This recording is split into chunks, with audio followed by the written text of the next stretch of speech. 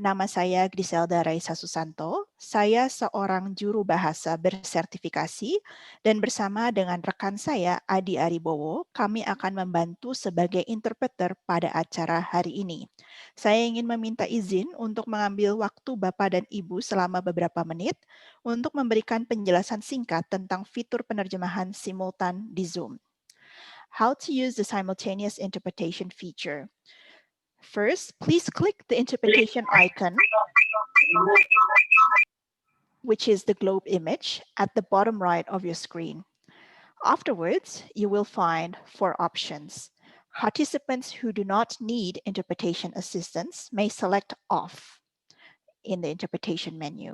Participants who need interpretation feature may select the following channels: English for interpretation in English, Japanese for interpretation in Indonesian, and French for interpretation in Nepalese. Please kindly note that we are using the Japanese channel to substitute for Indonesian and French channel to substitute for Nepalese.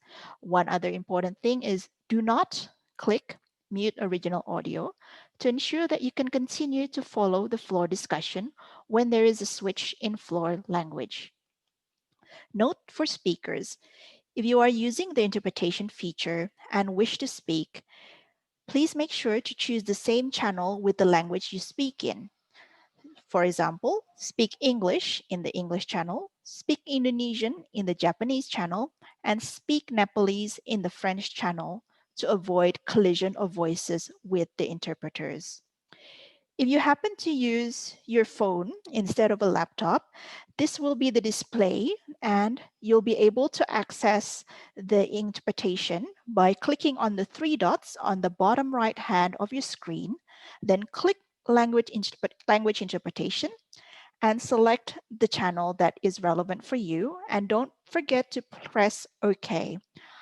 Afterwards, you'll be able to hear the interpretation. Petunjuk penggunaan fitur penerjemahan simultan. Mohon klik tombol interpretation, yakni tombol bergambar bola dunia di kanan bawah layar Bapak Ibu. Setelahnya, Anda akan menemukan 3 pilihan. Mohon klik off apabila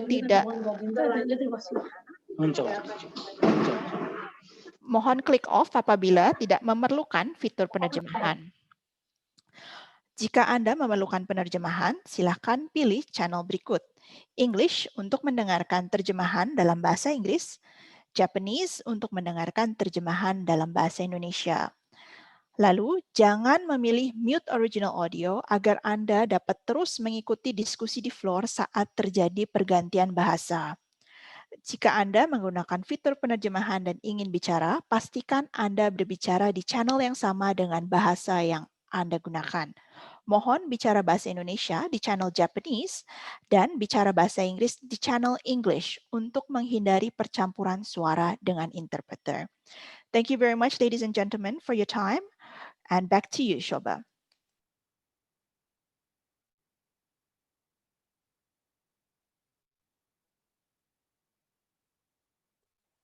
Thank you very much, Raisa, if you have done with it. And just to remind all of us, saya ingin mengingatkan pada kita semua. Sorry.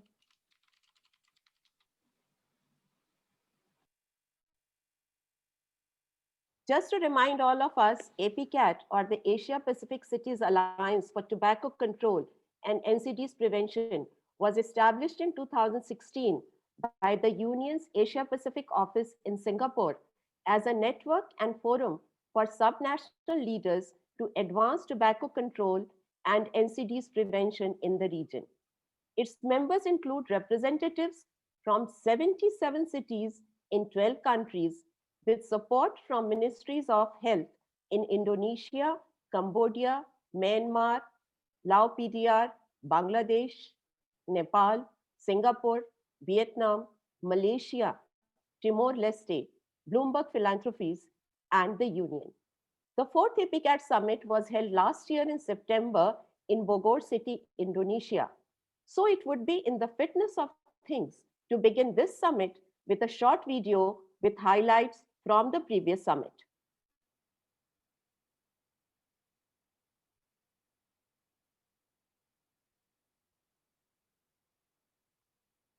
So please see the video.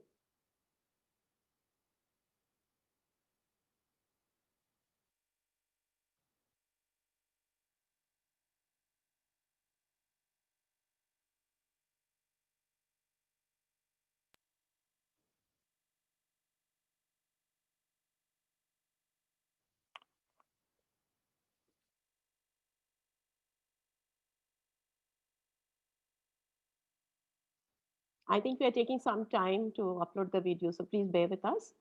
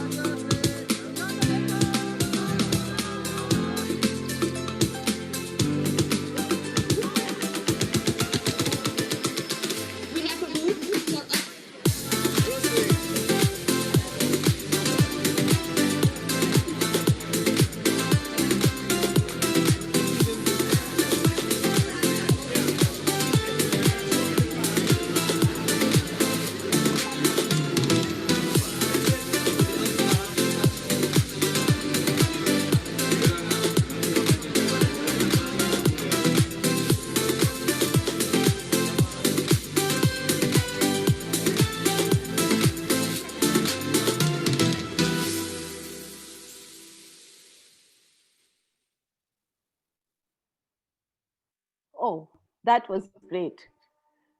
Now I welcome Renu Dahal, Mayor of Bharatpur Metropolitan, Nepal, and the chairperson of this fifth APCAT summit for her opening remarks. Had it not been for the pandemic, we would have been in Bharatpur right now. Over to you, Renuji.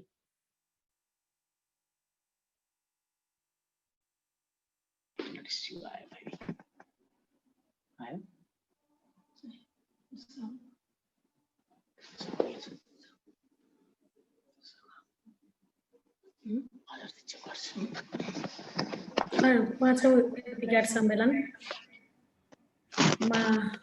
उपस्थित मान्य मन्त्री प्राध्यापक doctor Nazir Effendi, human and cultural development ministry Indonesia, मान्य मन्त्री doctor Myint Htwe, स्वास्थ्य तथा खेलकुद मन्त्रालय Myanmar, secretary general doctor Oscar Primadi, स्वास्थ्य मन्त्रालय इन्डोनेसिया, the Union President, प्राध्यापक Guy Marks, Bogor Balanga city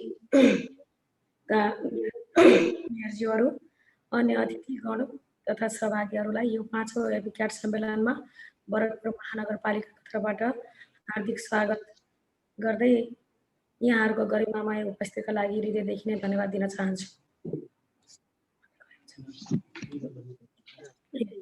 जुन बेला बोगोर सिटीको निमन्त्रणामा फोर्थ एपिक्याट बैठकमा सहभागी हुन म इन्डोनेसिया गएको थिएँ।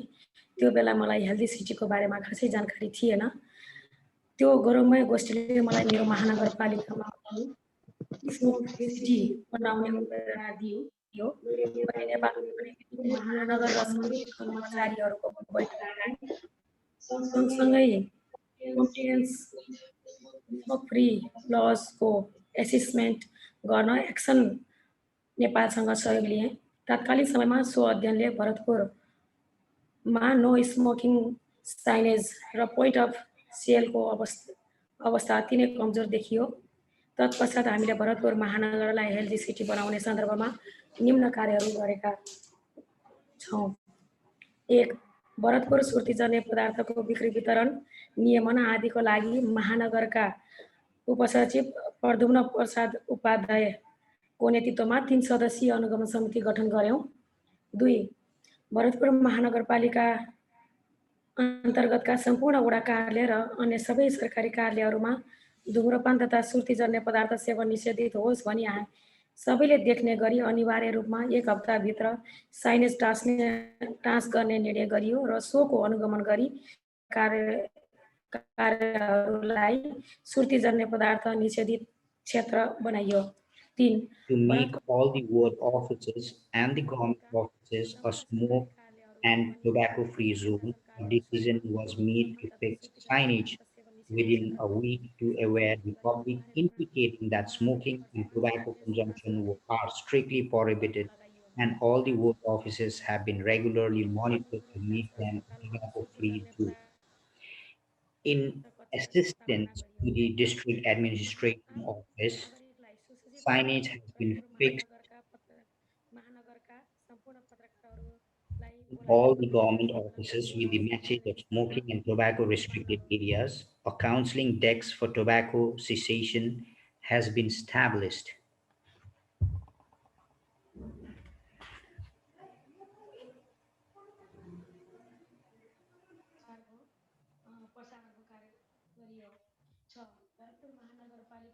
Has been established at BP Koirala Memorial Cancer Hospital for encouraging public awareness against smoking and the use of tobacco-related products in public area.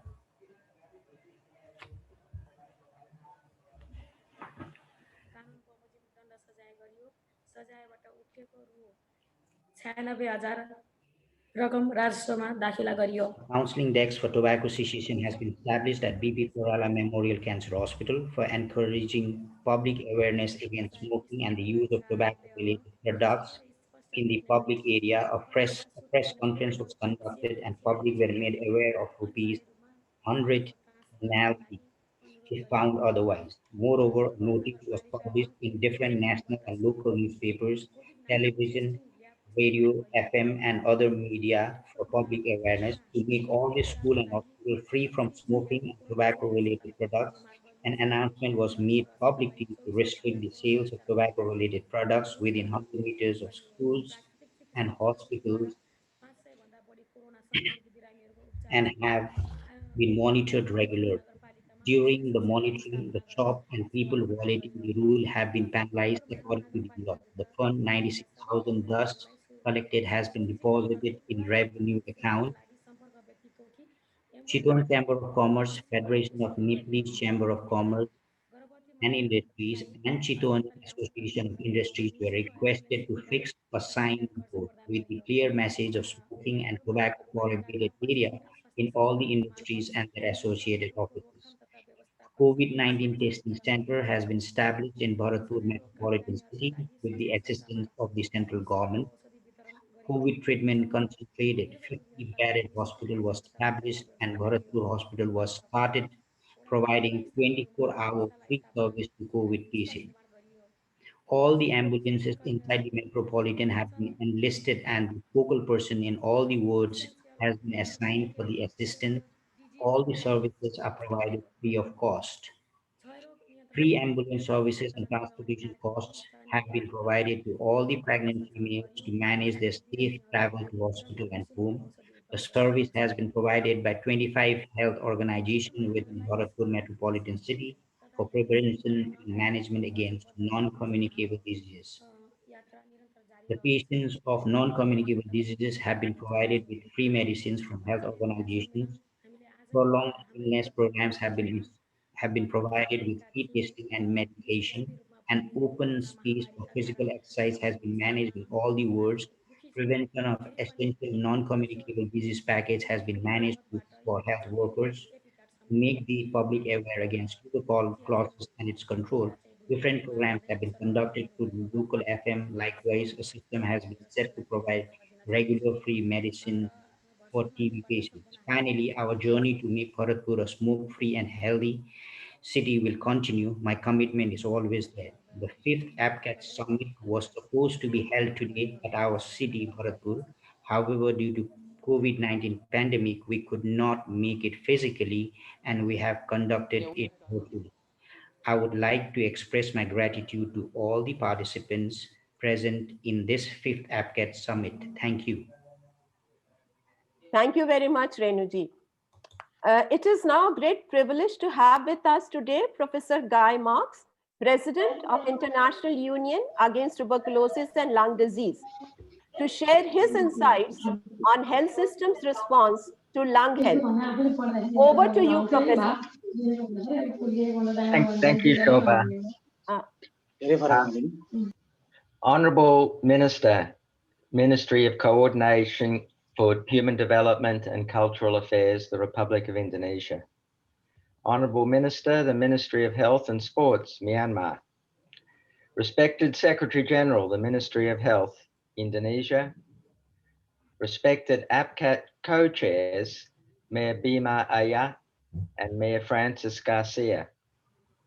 Respected Chair of the 5th APCAT Summit, Mayor Renu Dahal.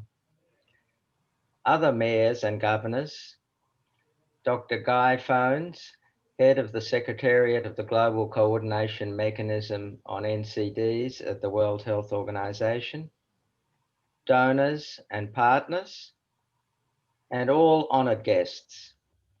On behalf of the Union, I'm delighted to welcome you to the 5th APCAT Summit, the Asia Pacific Summit of the Mayors. The mission of the Union, which I represent, is to end suffering due to tuberculosis and lung diseases, old and new, by advancing better prevention and care. We seek to achieve this by the generation, dissemination, and implementation of knowledge into policy and practice. We aim to ensure that no one is left behind, that people are treated equally, and we have a focus on vulnerable and marginalized populations and communities. This year, the APCAT Summit's importance is unlike any others in the previous years.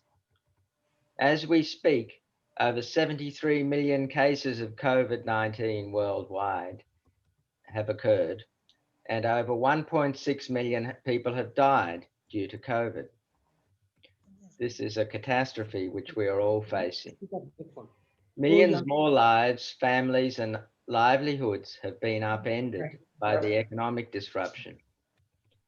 This is the heart-wrenching, heavy price the world has had to pay for weak health systems, poor tobacco control, ineffective prevention of non-communicable disease, and in particular, the lack of stronger action on communicable diseases and the other social determinants of health, social and economic determinants of health. Evidence has emerged that those most at risk of dying or of becoming seriously ill from COVID-19 are those with pre-existing diseases, mainly non-communicable diseases. Tobacco is a leading and common risk factor for the major non-communicable diseases and accounts for over 70% of untimely deaths globally. And it also increases the risk of communicable diseases like the world's biggest infectious disease killer, tuberculosis. The tobacco pandemic is preventable and avoidable. COVID-19 has clearly showed the urgency of having integrated responses with improved health systems. We deeply appreciate that the mayors have played a central role in overall development and good city governance. Mayors generally head the political and administrative parts of local governments that are so important to people's daily lives as they manage the infrastructure and services that directly influence people's quality of life and enact measures to protect vulnerable communities and reduce disparities. We have seen that mayors' active engagement in responding to COVID-19 by sharing best practices and lessons learned, and by providing examples for other local leaders to follow. The 5th APCAT Asia Pacific Summit of Mayors is a vital platform for sharing experiences, shaping local actions, and securing greater leadership for tobacco control, prevention of NCDs, and the elimination of TB while responding to COVID-19. The global health crisis has become even more acute with COVID-19. Along with the pandemic, several other epidemics are looming large, threatening our fragile health systems, like those of tuberculosis, non-communicable diseases, and the tobacco epidemic. Despite being preventable and curable, TB continues to be the world's deadliest infectious disease, with 1.4 million deaths occurring in 2019 alone. NCDs account for over 41 million untimely deaths globally. The tobacco pandemic, which is entirely preventable, remains among the biggest public health threats the world has ever faced. Tobacco kills more than 8 million people every year around the world, with over 7 million of these deaths due to direct tobacco use, while another 1.2 million deaths are in non-smokers exposed to secondhand cigarette smoke. Therefore, at this time, it is crucial that we stand united in solidarity, as we not only face a shared threat, but we have a shared responsibility. Many of these deaths are premature and preventable. This is where political leadership is critical. We are confident that this meeting is an outstanding opportunity to evaluate current strategies to fight COVID-19, tobacco, tuberculosis, and non-communicable diseases in an integrated manner, and to develop a way forward together. As we proceed with the summit, I look forward to learning from your experiences and insights on leadership, on policy and advocacy, on implementation, on monitoring, and on research. all of which are critical to tobacco control and to addressing NCDs, TB, and COVID-19. Thank you very much for allowing me to open this conference.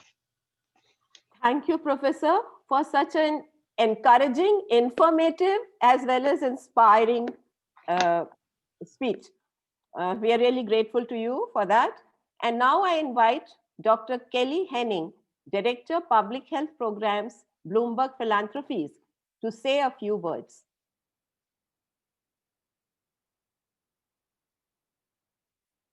Hi, my name is Kelly Larson. I am with Bloomberg Philanthropies in New York City, and I'd like to thank you for inviting me to the 5th APCAT, the Asia Pacific Summit of Mayors. I'd like to thank you for your commitment over the years of working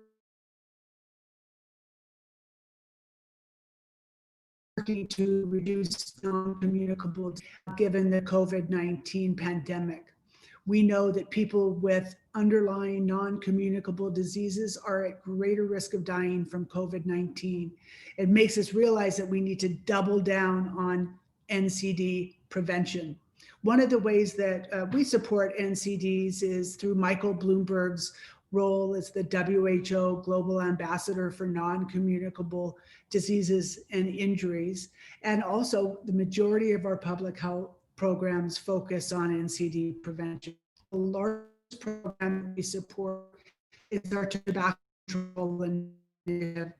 We started in 2007. If you have participated in this initiative, it's one billion passing tobacco control policies, the Empower policies. Many of you who have been successful in doing that in your cities. When we started in 2007, only 15% of the world's population was covered by an Empower policy. Today, 65% of the world's population, or 5 billion people, are covered by an Empower policy, saving 35 million lives. So hats off to all of you for your work on tobacco control and the work that you've done in your cities. We wish you all the best. I'm looking forward to really hearing about your experiences in managing COVID-19, all the while fighting non-communicable diseases. We know it's been a challenging year. We applaud your commitment. We appreciate your efforts, and we're looking forward to better years to come. So wishing you all the best and for a fruitful summit, and hopefully we'll see you at the next summit in person. Thank you so much and take care. Thank you very much, Kelly. And amen to your last phrase that we hope to meet in person soon. I welcome Dr. Guy Fawns, Head Secretariat of the Global Coalition Mechanism on NCDs at WHO, to update us on the global NCDs response.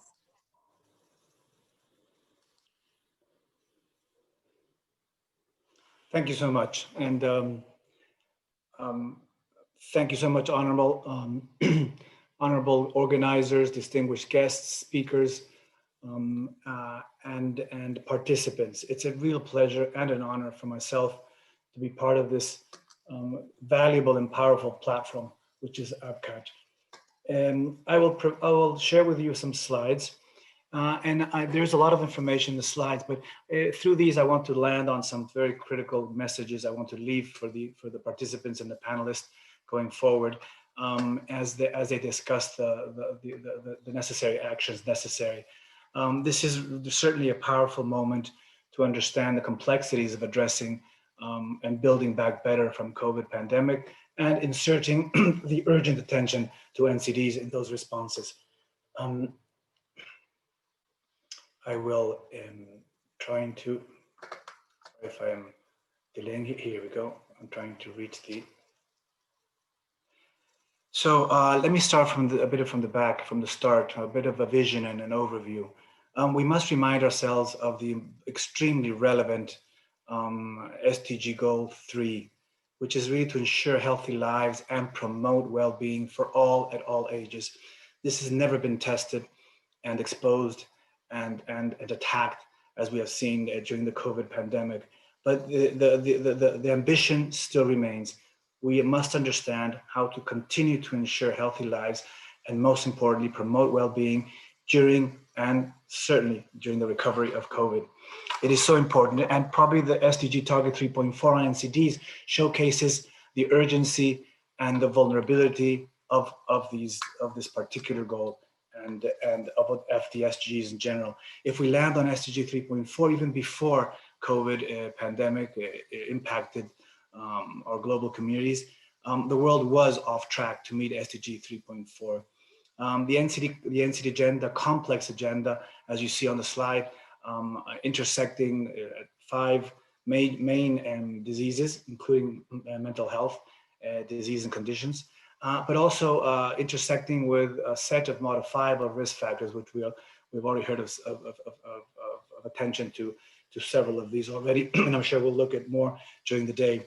The complexities agenda has even been exposed further during the COVID, where we need also to intersect this with the additional determinants of NCDs and of broader health issues, cross-cutting across the social, economic, environmental, and commercial determinants, which even impact further on understanding and how to address a comprehensive and integrated agenda through NCDs. As I was saying, the world was off track before COVID. We have a data there that only 17 of 194 countries, member states of WHO, were on track to reach SDG 3.4. That was for women, and only 15 of those countries for men. Critical juncture. We all know, and we've heard this before, that the risk of premature death from NCDs has huge disparities between rich and poor countries. Poor countries have 3 times more probability of dying prematurely from an NCD than higher income countries. And this slide, I think, is the most important of maybe of the ones I've showed you today. This is data coming in just a few weeks ago from the Health Metrics Institute, from the global health statistics. We have to interrupt, but your slides are not changing. They're not coming. Oh, I'm so sorry. That's not. We see the first slide. You can only see the first slide. Okay. Let's see if I. Can you see any change in slides now? Yes. Yes, you can. So then I'll pick up from where I was. This is the important slide I was referring to. Startling and unsettling statistics just came in 2 weeks ago that 7 of the 10 leading causes of death globally are NCDs. And this is compared to only 4 of the 10 top 20 years ago. So these rapidly increasing numbers in deaths and risks of premature mortality from NCDs really are draining resources, undermining trust in institutions, and exacerbating inequalities. And the message is clear: we must redouble our efforts to stamp out this affront to public health and socioeconomic development. Solidarity is a key word that has stuck and has been enhanced during the COVID. Solidarity is humanity. Solidarity at this stage is survival. Excluding the prevention, screening, early diagnosis, and treatment of NCDs from domestic primary healthcare services and UHC benefit packages is a tragedy that has caused 200 million premature deaths over the past 20 years and has locked many more in a cycle of poverty. So 2019 was already a milestone for the NCD agenda. We had great momentum. We are addressing the key trigger points to address an integrated comprehensive NCD responses. These were attention to health services, essential health services and medicines and technologies for NCDs. It was inserting the UHC squarely into UHC benefit packages, into the UHC narrative. And it was attention to primary healthcare, integrated, people-centered primary healthcare. And we knew what to do, and we still know what to do. Clarity is on what works best is very evident through WHO best buys. And we will probably discuss some of those best buys relevant to today's discussion later on. This is clear, this is proven, cost-effective, evidence-based interventions, which include, obviously, fiscal measures. Now, the very important fiscal measures will be so relevant for today's discussion. And actually, thank you, Kelly is with us, and thank you to Bloomberg Philanthropies who has supported the development of this report, which I'm showcasing here. Equity is a political choice, and we have numbers, we have an estimation that we can tackle NCDs by an additional $1.27 US per person per year. But now 2020 has shown a very stark reality of vulnerability and an underinvestment and fragility of our health systems, which were not able to cope with a huge avalanche of service requirements and attention. The deadly interplay between COVID and NCDs has brought us to a very critical juncture. The execution of a forward-looking strategy inclusive of NCDs is required to build back better and to reach SDG 3. We must understand how to integrate our programmatic areas and our priorities, but very clearly how to have a very strong narrative and evidence base to underpin NCD integration. This deadly interplay that we speak of has really left many millions more of NCD, of people living with NCD, undiagnosed, untreated, and unprotected. Critical masses of untreated and unprotected NCD patients we will certainly see a surge in NCD requirements and NCD requests and management and prevention needs in the coming years. And what is more startling yet is that we have analysis and assessment of the ongoing development of national COVID responses. And the truth is that generally NCDs are not being covered in COVID-19 response and recovery plans. And it's clear again, the message is clear, the clock is ticking and people are dying, and we will need enhanced and stronger health systems to recover. As you see here, for an example, only 18% of the current COVID national recovery plans integrate NCDs. WHO has developed a very clear 11-step recovery plan, which you can delve into a bit later with the slides. And I want to end this with a very interesting publication that was released just a week or 2 weeks ago, which is strengthening preparedness for COVID-19 in cities and urban settings. And I think this sets out a very clear roadmap on the trigger points and the pain points and then the triggers to really understand urban settings and city responses to COVID. And I invite you to review this through the link I'm providing here. So the last slide. It's 4 pillars as we see it. Give power to the people living with NCDs to shape the agenda, co-design, and draw attention to what services are needed and how those services have to be designed. We must find signature solutions in setting treatment targets. A prioritized package of NCDs for country context is extremely necessary. We must understand the financing for NCDs and look for sustainable financing channels. And the last is unite partners around a common agenda, which I am happy to see very well implemented and operationalized through this meeting. Thank you so much, and I wish you all the best in the latter sessions and available for questions and any comments. The slides will be shared afterwards. Thank you so much. Back to you. Thank you very much, Dr. Fons. And my sincere apologies for sort of misintroducing the previous speaker. It was Dr. Kelly Larson and not Dr. Kelly Henning, as wrongly mentioned by me. So please forgive me for that error. We now welcome Dr. Bima Arya Sugiarto, Mayor of Bogor City, Indonesia, and co-chair of APCAT. How can we ever forget his hospitality at the 4th APCAT Summit, which was held in Bogor last year in September? We are very keen to listen to the success story of Bogor's response to COVID-19, tobacco use, and NCDs. Over to you, Dr. Arya.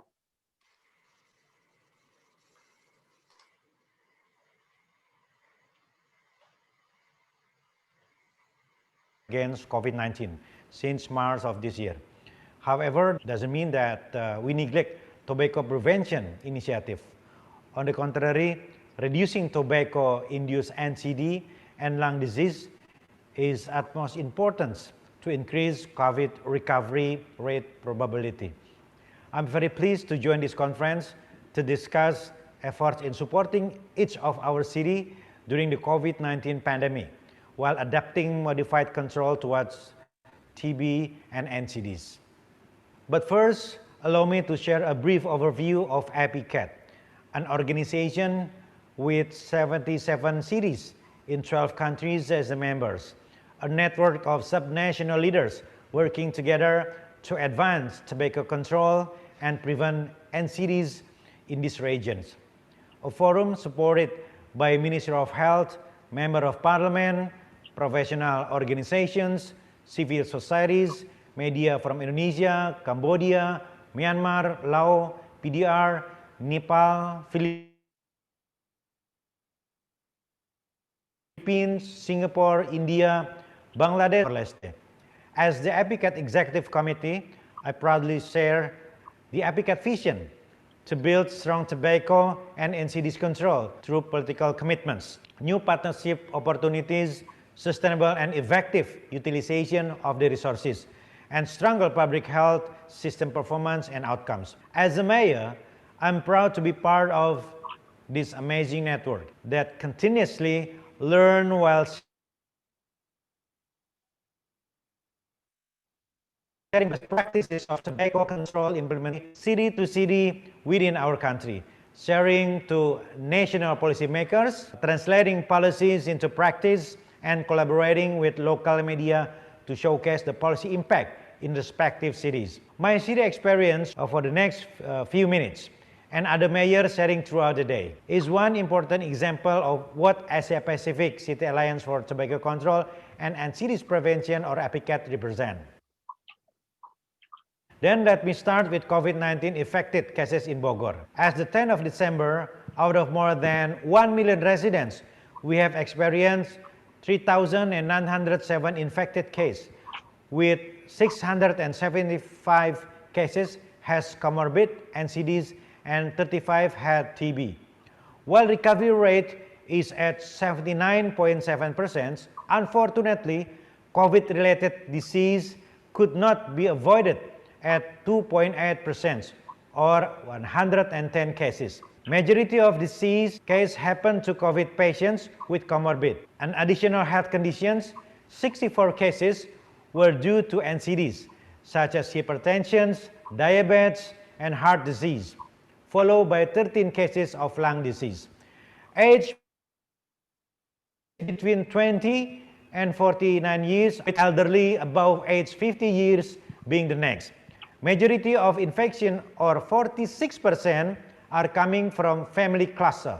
We need a proactive measure to prevent further infection spread, while simultaneously increasing the livelihood of residents. Hence, Bogor City has 4 strategies to fight COVID-19. In addition to continuously collaborating with Indonesian government, provincial level, and other connecting cities government. The first, detective, an active infection mitigation mechanism, a task force of total 1,167 people directly under mayor coordination and divided into 2 teams. First team is focusing on tracking and monitoring infection and to contain the virus from further spreading.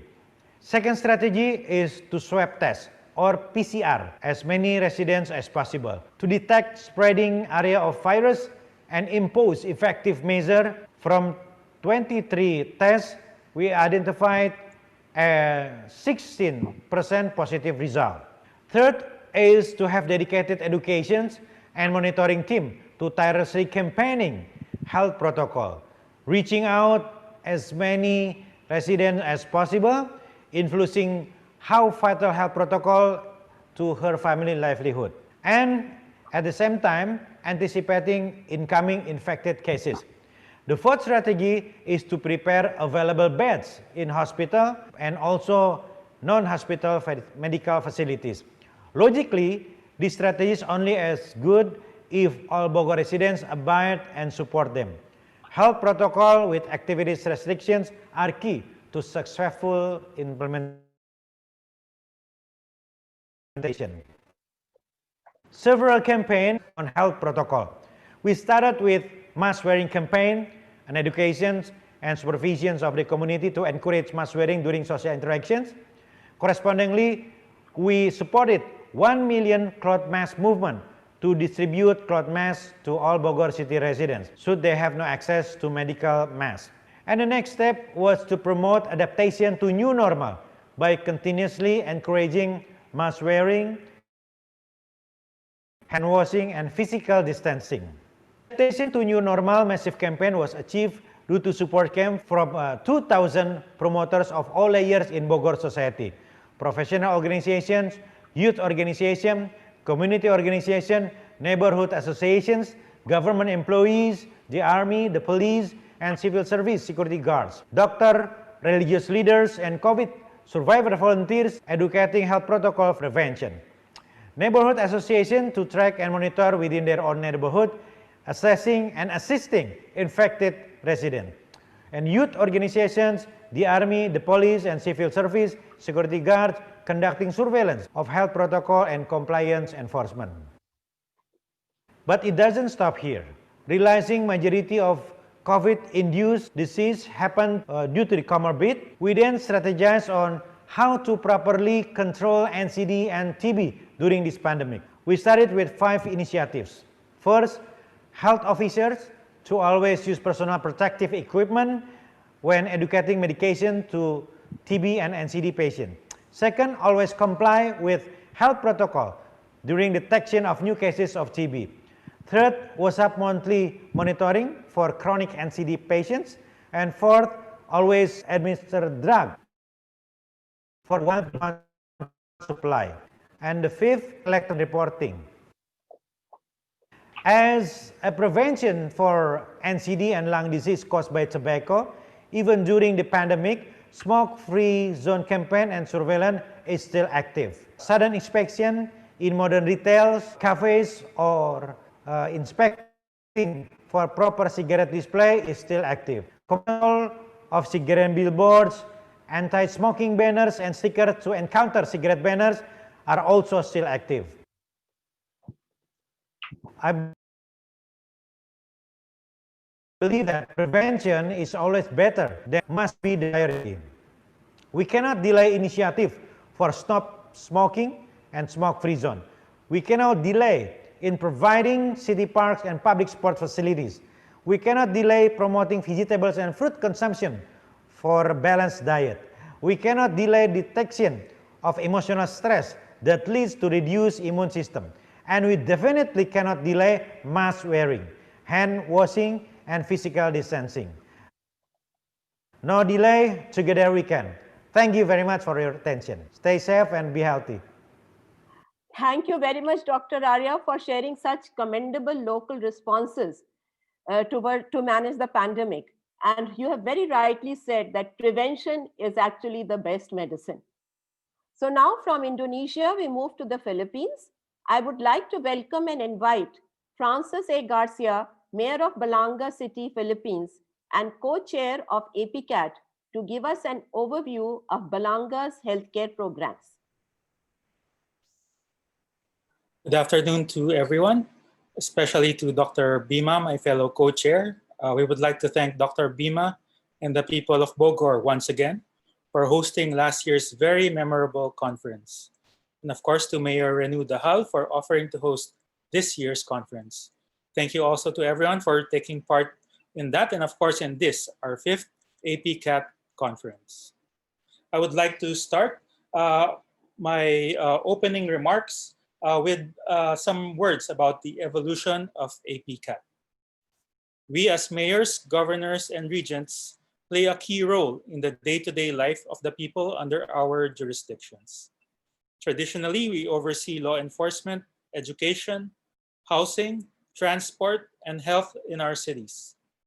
Tobacco control is an issue that requires multi-sectoral cooperation, and mayors, as key decision makers, are in the ideal position to make great advancements in public health policy. Recognizing this, the Asia Pacific Cities Alliance for Tobacco Control and Non-Communicable Disease Prevention, APCAT, was formed in 2016, starting with 12 cities and doubling to 21 cities in 2017. Today, there are 77 cities and 12 countries in APCAT. APCAT began with a focus on tobacco control. However, the strong link between tobacco control and NCDs made the need to integrate tobacco control programs into NCDs response critical, and therefore APCAT expanded its mandate. Cities in the alliance consist of subnational leaders and national governments from Cambodia, Indonesia, Laos PDR, Malaysia, Myanmar, Nepal, Philippines, Timor-Leste, and Vietnam. APCAT protects over 30 million people in the Asia-Pacific region. APCAT has also spurred the formation of national alliances in several countries. COVID-19 has forced all of us to adapt, including APCAT. Therefore, this year, we meet virtually. Health systems and responses have been thrown into the limelight. While thinking of tobacco control and NCDs, we now need to incorporate them into COVID-19 response. I would now like to share with you briefly how my city of Balanga has tackled COVID-19 and sustained tobacco control and health promotion activities for NCDs. So the COVID pandemic has greatly affected Balanga City just as it has everywhere else. Before the lockdowns and mandatory wearing of masks were put in place in the whole Philippines back in March, and before this new normal was ingrained in each person, we were unfortunately affected at the very heart of City Hall itself. Our beloved city administrator, Mr. Rudy De Mesa, came down with COVID-19 as well as a department head and a senior engineer. And unfortunately, our city administrator, Mr. De Mesa, passed away on March 27, 2020. Just that month and early April, we had 5 early deaths attributed to COVID-19, including people who have just returned from other places like Metro Manila. We are grateful, though, that the others that were affected in City Hall during that time, including the department head and senior engineer, was able to recover, as well as a 75-year-old retired doctor who was at one point in critical condition. These recoveries gave us much needed hope during that dark time. And if it is possible to find something good out of a terrible tragedy, then it was that these 5 early deaths, which really shocked the people, brought to the heart of everyone the absolute serious gravity of the situation and the dangers of this pandemic. Lockdowns and mandatory wearing of face masks was imposed nationally and locally, as well as a host of other health protocols. And the people followed because with what had happened, they realized that this virus was absolutely no joke at all. These initial lockdowns gave us officials as well as the people valuable time to assess the situation, and most importantly, obtain the PCR testing tools, the PPEs for frontliners and health workers, and formulate the guidelines for health protocols as well as for contact tracing and case investigations and treatment that was needed, as well as for our hospitals and health facilities not to be overwhelmed by COVID-19 sick patients. After a few weeks, through the heroic efforts of our governor, Albert S. Garcia, our province of Bataan was able to set up a top-notch PCR lab with results that can be obtained sometimes as soon as a few hours and on average by the next day. This became the indispensable tool that we needed and used to do contact tracing and testing all the way from the initial effective case to everyone close that might have been infected as well.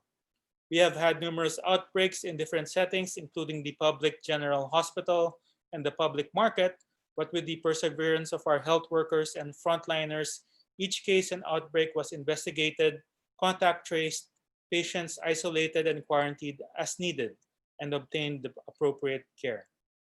All the measures that were set up as well in instituting a smoke-free Balanga City were already in place, and these proved invaluable in quickly adapting to this new normal. So in previous conferences, we narrated our task forces monitoring the whole city, all our signs, and really the people being used to a smoke-free and regulated environment. And so even as we started to gradually open up during the next few months, our systems were in place, first of all, to minimize the possibility of infections through institution of ordinances and orders, as well as enforcement of necessary health and social distancing protocols.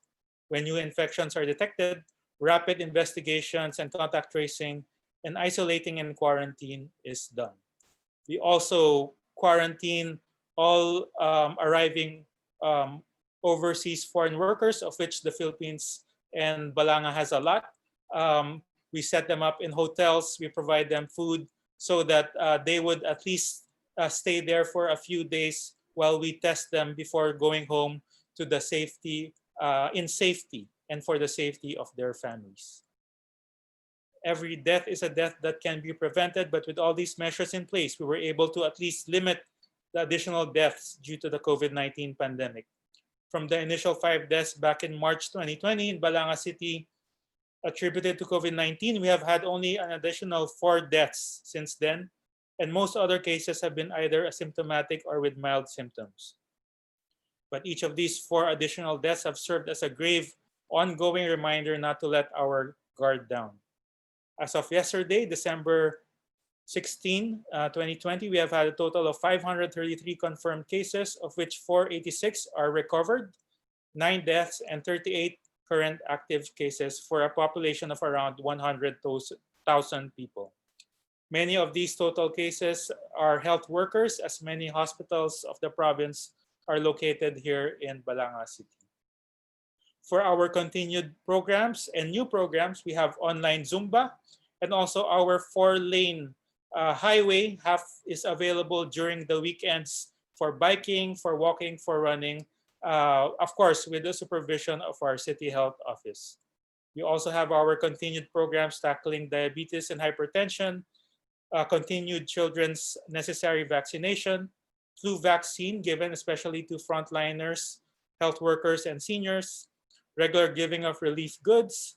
During the initial lockdown, we provided a village kitchen station that cooked very healthy meals to the very needy in each of our villages.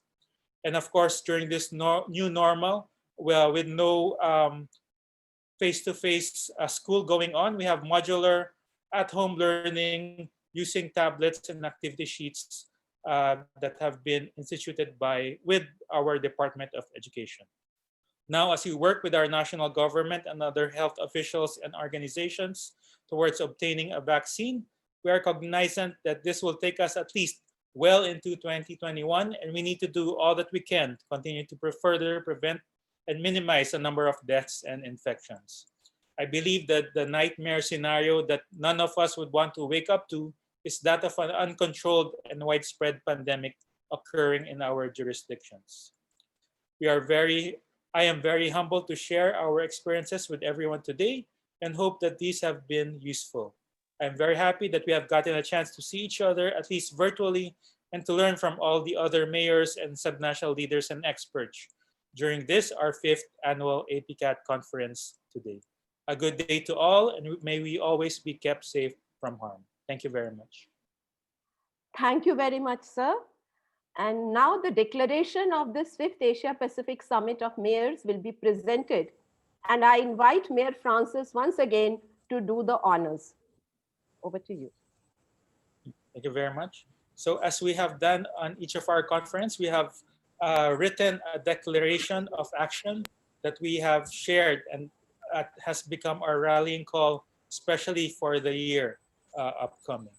So this, our 5th APCAT, the Asia Pacific Summit of Mayors, 17 December 2020 declaration.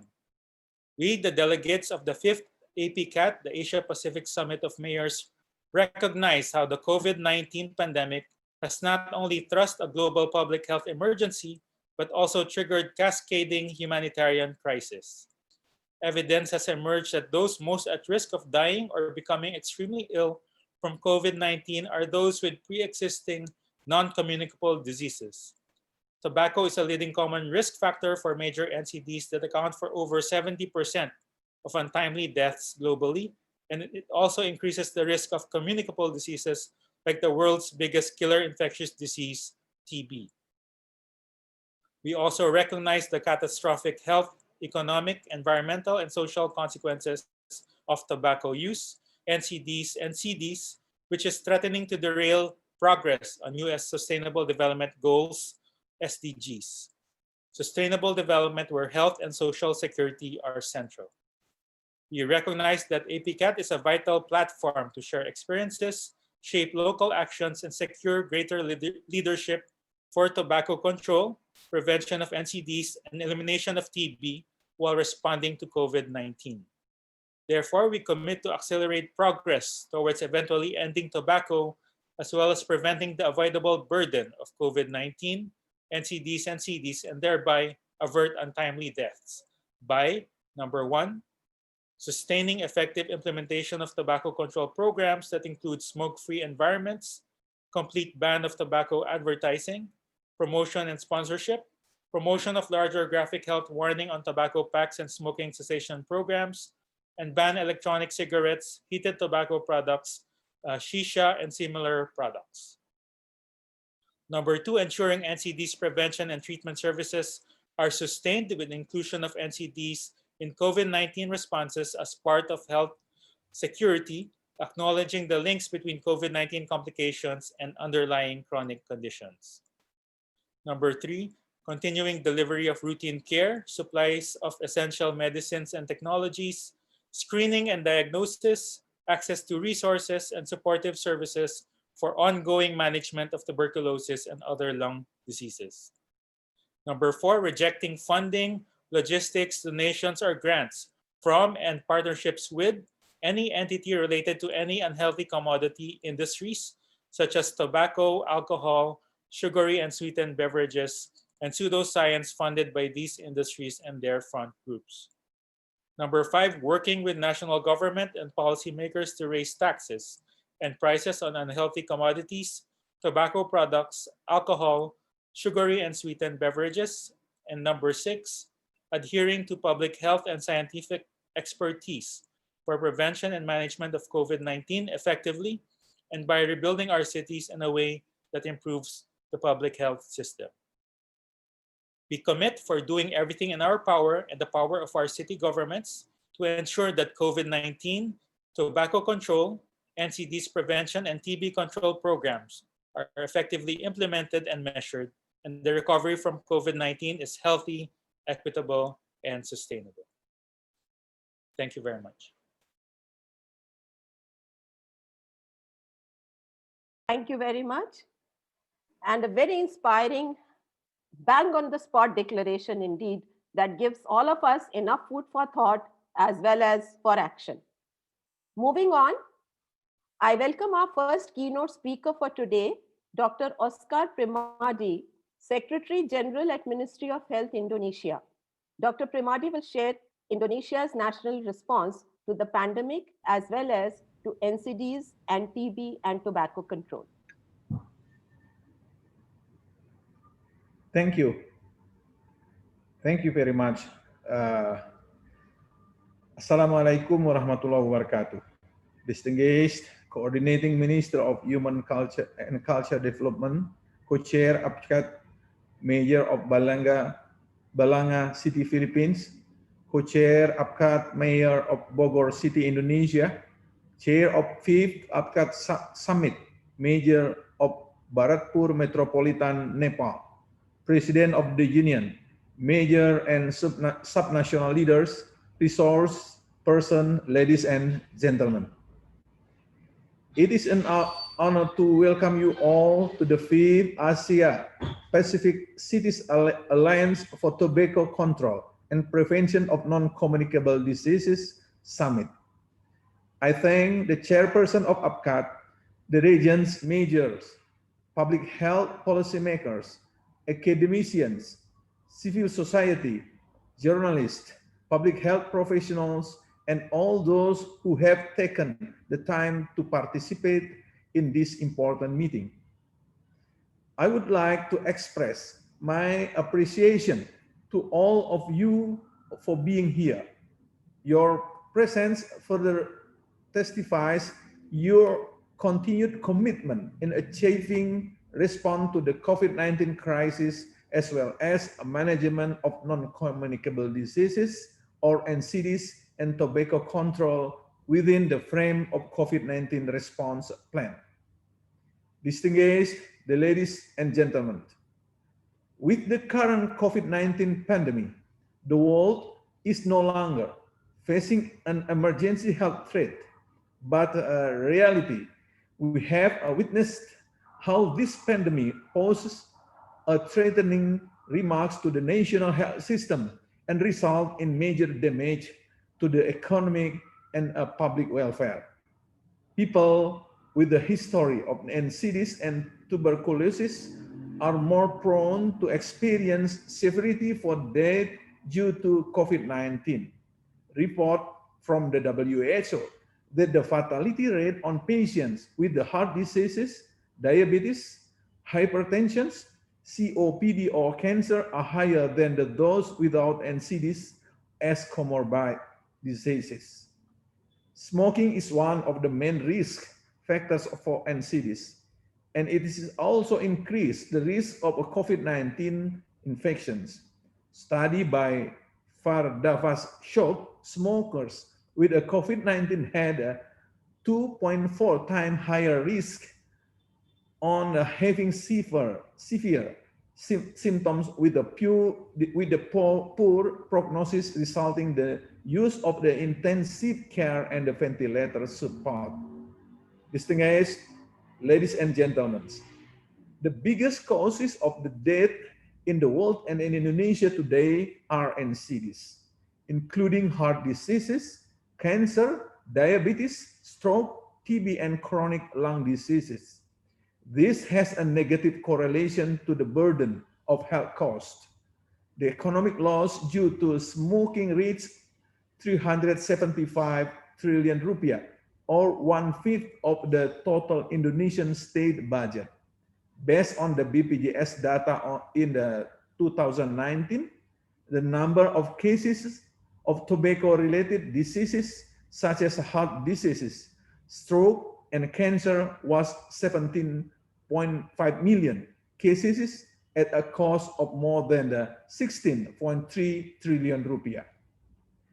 The high number of smokers in Indonesia continues to increase in the various age groups and threatens the health and quality of human resources. The tendency of increasing smoking prevalences is seen to be greater at a young age than in adult. The 2018 basic health research in Indonesia data shows an increase in the prevalence of young smokers from 70.2% in the 2013 to 9.1% in the 2018. The 2019 Global Youth Tobacco Survey data reports there's an increase in the prevalence of the smokers at the age of a range 13 to 15 from 18.3% in 2016 to 19.2% in 2019. This could be due to the higher exposure to cigarette promotion advertisement among students through sales points 65.2%, on television 65.2%, social media 36.2%, and outdoor media 60.9%. Within the 5 years, there was also an increase in the prevalences of students as a passive smokers due to the exposure in the home 0.5%, and closed public places 6.1%. This is the data that we are known in Indonesian manner. Distinguished ladies and gentlemen, one of the tobacco control strategies in Indonesia is smoke-free area regulation. It is a legal product that has been implemented in many countries and an effective protection for everyone from being a second-hand smoke, helping quit smoking and protect children. Our appreciation goes to the 397 regions and the majors, 77.2%, who already have regulation and implement smoke-free area in their regions.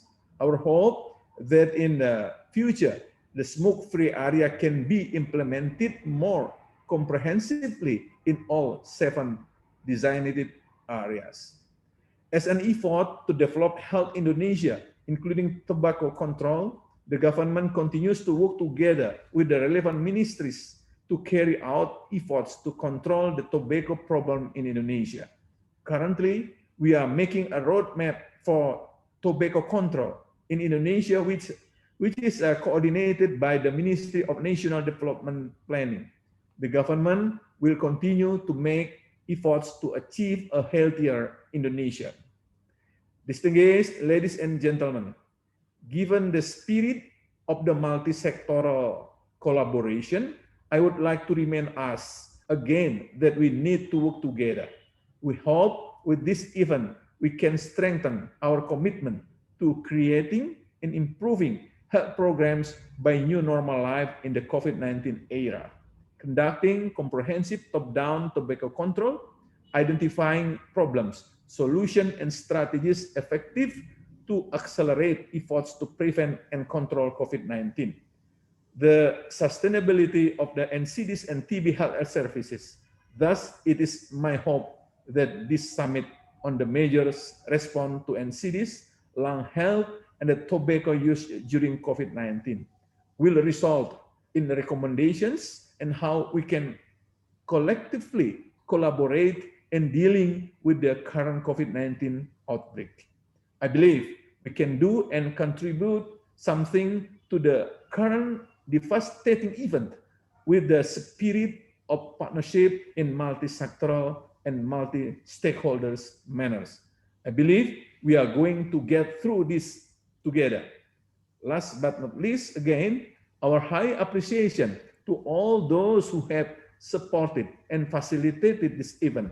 The Asia Pacific Cities Alliance for Tobacco Control and NCDs Prevention (APCAT), the Alliance of Indonesian Regions Major for Tobacco Control and NCDs Preventions, Association of Indonesia Health Offices, ADINKES, and the International Union Against Tuberculosis and Lung Diseases, the Union.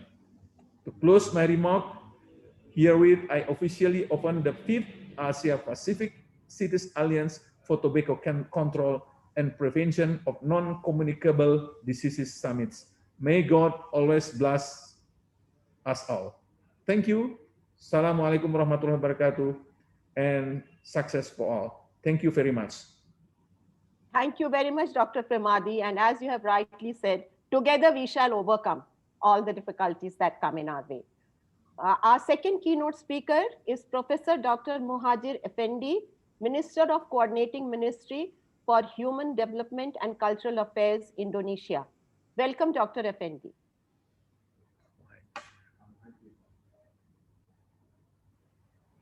Selamat sore. Good afternoon. May peace be upon all of us. Can you hear my voice okay? Yes, we can hear you. Yes. Okay. Baik. Terima kasih. Very well. Thank you. My apologies, first of all. I would like now to read out the opening remark from the minister himself. I'm the Deputy of Coordination for Health, Quality, and Population Development of the Coordinating Ministry of Human Development and Cultural Affairs. Your honorable delegates from the member countries of Asia Pacific Mayor Association, all honorable mayors from Nepal, from the Philippines, and others, and all relevant government representatives, and all distinguished participants and organizing committees. May the peace be upon all of you. Good morning, good afternoon, shalom. Greeting of prosperity for all of us. First of all, let us extend our utmost gratitude to God the Almighty, for it is thanks to His blessing that today we can safe and soundly gather in this event, virtual event entitled 5th Asia Pacific CAT, or the Asia Pacific Summit of Mayors. Distinguished guests, today the world is experiencing the COVID-19 pandemic, and Indonesia is no exception. This pandemic has brought about additional challenge for us to achieve the SDGs targets, since the first outbreak of COVID-19 in the beginning of March of 2020. The government of Indonesia has conducted various measures to mitigate the issue, including preventive, detective, and responsive responses by strengthening regulations at national and local levels, as well as development of strategies to implement the 3M principles: wearing face masks, keep safe distance, and washing hands, and the 3T, tracing, testing, and treatment to prevent the dissemination or spreading of COVID-19 further. Initially, the government has actually established the Task Force for Acceleration of COVID-19 Mitigation, composed of multi-stakeholder members, including different agencies and professional organizations to ensure effective implementation of COVID-19 responses in the country. And then the task force was developed further into Committee for COVID-19 Handling and National Economic Recovery that is more holistic, which aims to address all aspects relevant, including the community health aspect as well as national economy. The same effort as has been done as well at local level. The regional heads, as the head of the task force of COVID in each region, play very important roles in the success of the mitigation efforts. The government of Indonesia has already declared this situation as the community health emergency through the presidential decree number 11 of 2020. With this decree, the commando system for handling this non-natural disaster can be activated and all sectors at national and local levels work together immediately to address the COVID-19 pandemic through their respective functions and roles. Other than health sector, the government has also provided some serious attention on other sectors, namely the social security network and survivability of economy, or what we call as the trisula or three three pillars of the COVID-19. This is a policy that seems like an arrow with three edges. First one is addressing the health pillar, and second one is social economy, and the third one is strengthening of the small economy network.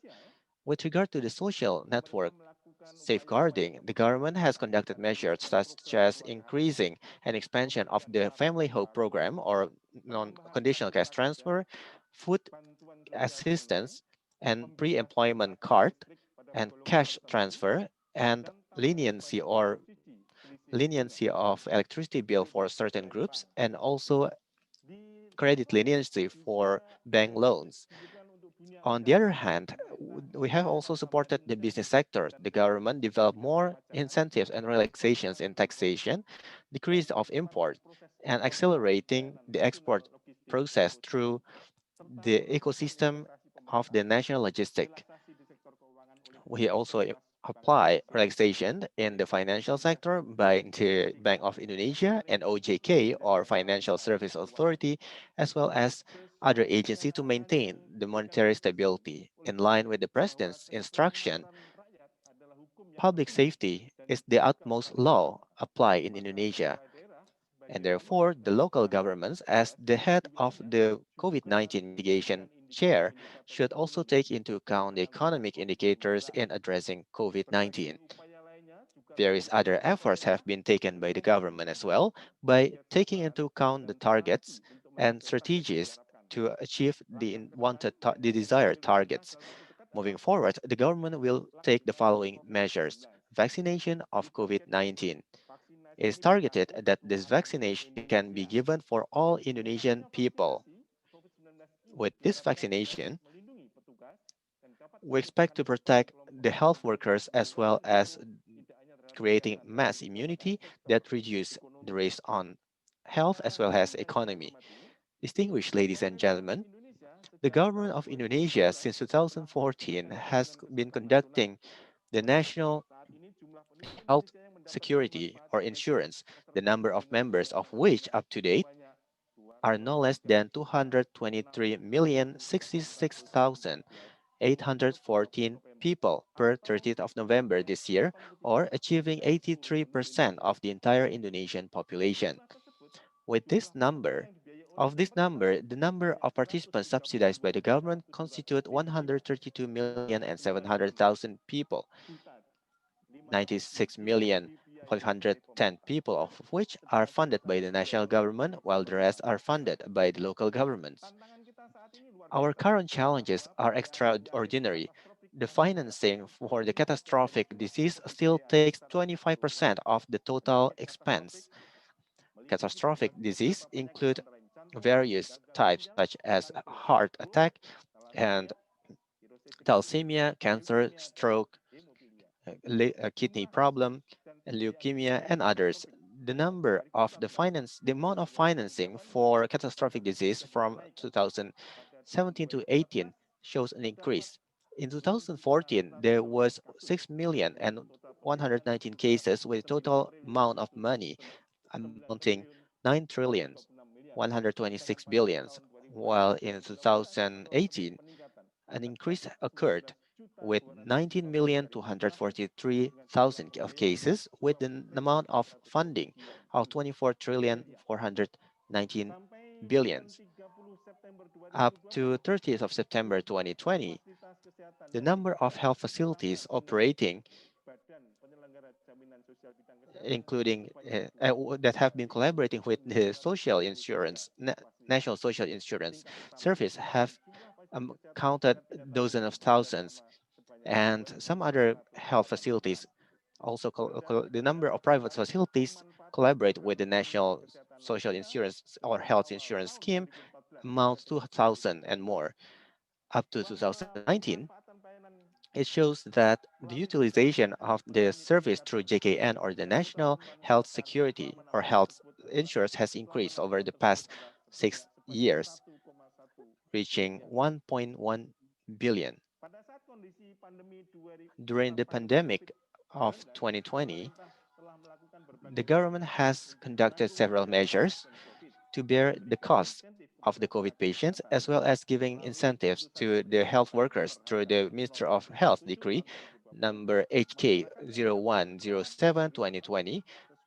Every citizen that obtains treatment at the hospital in accordance with the applicable law will be paid by the government. Up to date, we have already spent 12 trillions and more for COVID patients. In addition, the government of Indonesia has also given some payment for health workers that passed away due to COVID-19. There has been there have been 180 health workers that passed away, and we have already provided the incentive for their families. And with regard to the incentives for the health workers, we have already spent 3 trillions and 337 billion, consisting of incentive for health workers and incentive for educations for specialist practitioners. Distinguished ladies and gentlemen, comorbid such as lung disease as well as NCDs have exacerbated the conditions of patients contracting COVID-19. Data also shows that people with NCDs such as hypertension, diabetes, lung disease, and heart disease are facing higher risks to be infected by COVID-19 and will be exacerbated. A study conducted by UGM University showed that many of the COVID patients suffer from hypertension, 33% suffer from diabetes mellitus, and the other some percentage suffer from cardiovascular. Talking about NCDs, we need to talk about one of the causes, which is lifestyle, one of the major causes of which is smoking. In addition to that, smoking also increases the risk of contracting COVID-19, first through the movement of the cigarette from hand to the mouth, and also contracting from all the substances from the cigarette, as well as increasing the receptor, increasing and also contracted from the cigarette itself. This has shown that the control of tobacco is inseparable part of the COVID-19 control efforts. Finally, I would like to appreciate and thank all members of APCAT who have consistently been conducting tobacco control measures and NCD controls by raising the awareness in our respective works areas. I would like to congratulate for the successful launching of this event. May the peace be upon all of you. I would like to also share that I've just got out from the hospital 5 days ago because I am one of the survivors of COVID-19 after being treated for 2 weeks in the UNER Special Hospital. Thank God I've managed to get back home, and now I'm isolating myself at home to return my biorhythm of my body and my health. Thank you. My appreciation to APCAT here and stay healthy, please. Thank you very much. Peace be upon all of you. Thank you very much, Dr. Effendi, and thanks for being with us despite your illness. You are an example to follow. Thank you so much. I now invite the Director of Tobacco Control, International Union Against Tuberculosis and Lung Disease, Dr. Gan Kwan, to share his insights on global tobacco control. Over to you, sir.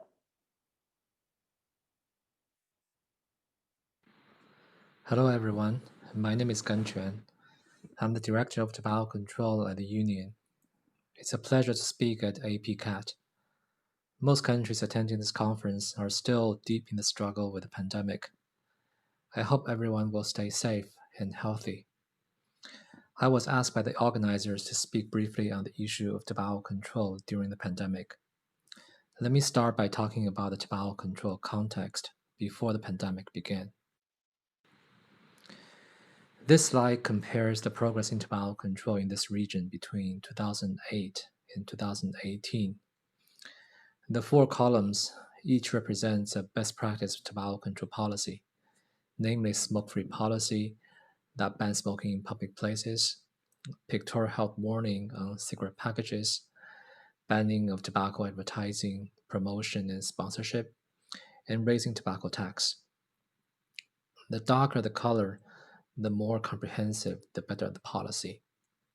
As we can see, a lot of progress has been made over the past 10 years. In particular, many countries in the region have been able to put in place large pictorial health warnings on cigarette packages. For example, early this year, Singapore started implementing plain packaging. A few years earlier, Nepal implemented 90% of pictorial health warning on cigarette packages. Progress has also been made in banning taps and smoking in public places.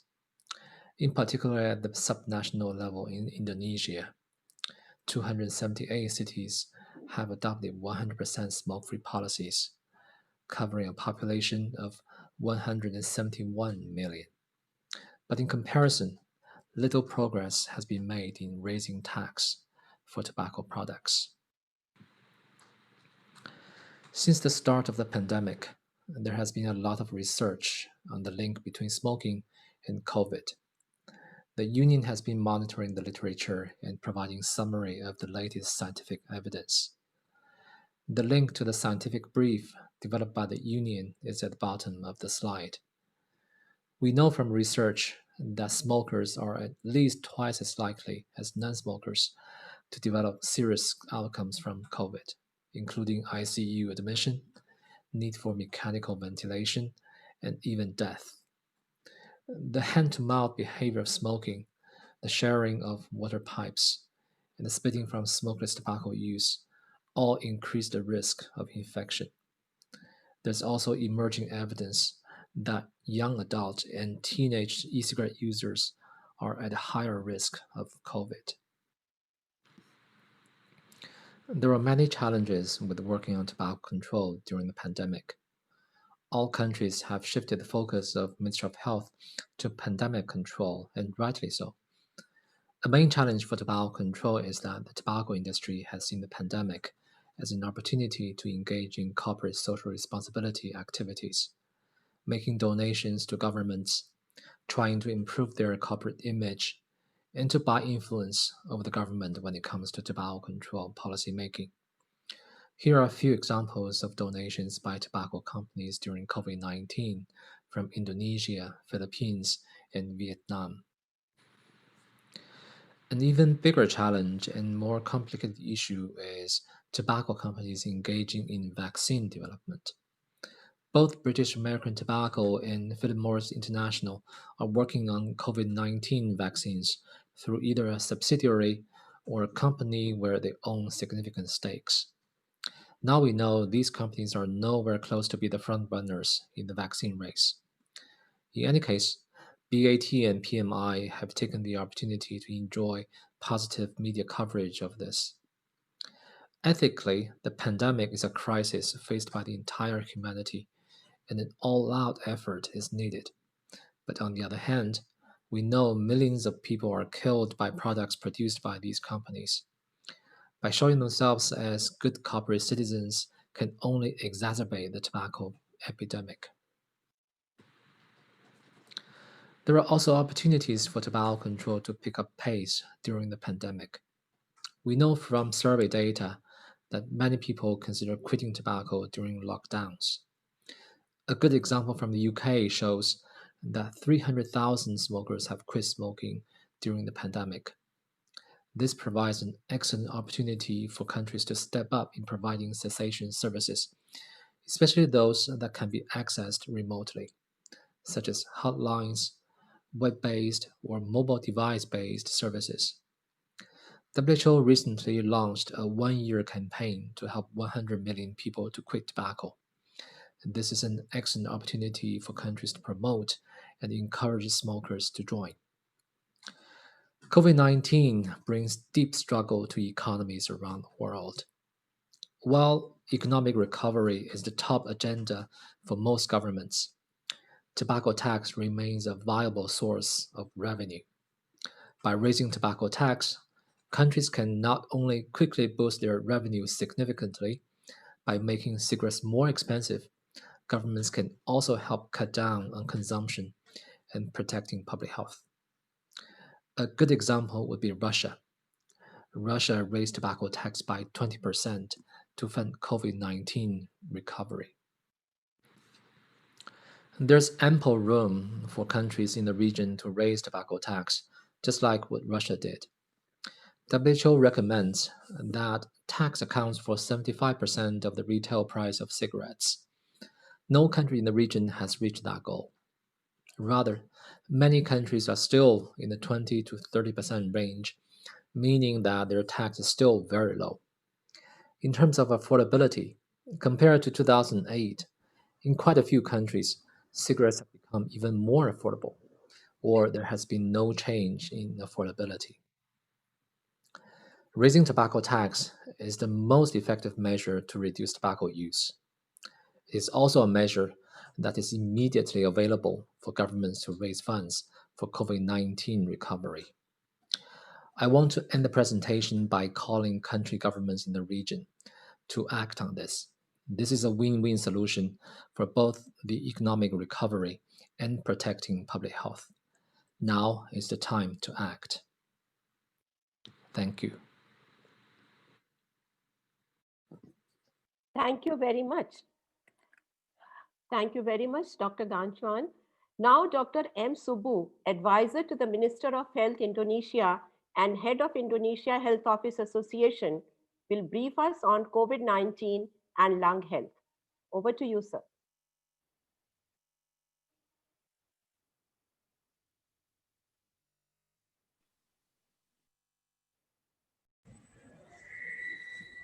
Baik, terima kasih. Assalamualaikum Very warahmatullahi well. Thank you very much. Greetings. May peace be upon us.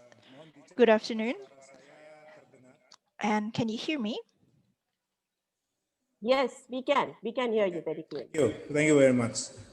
Yang saya hormati, Bapak. So first of all, greetings to the mayors attending here from the Asia Pacific region. Greetings to Union, APCAT, and also the other participants who are also joining us in this event. First of all, I would like to extend my highest gratitude to APCAT for conducting this summit.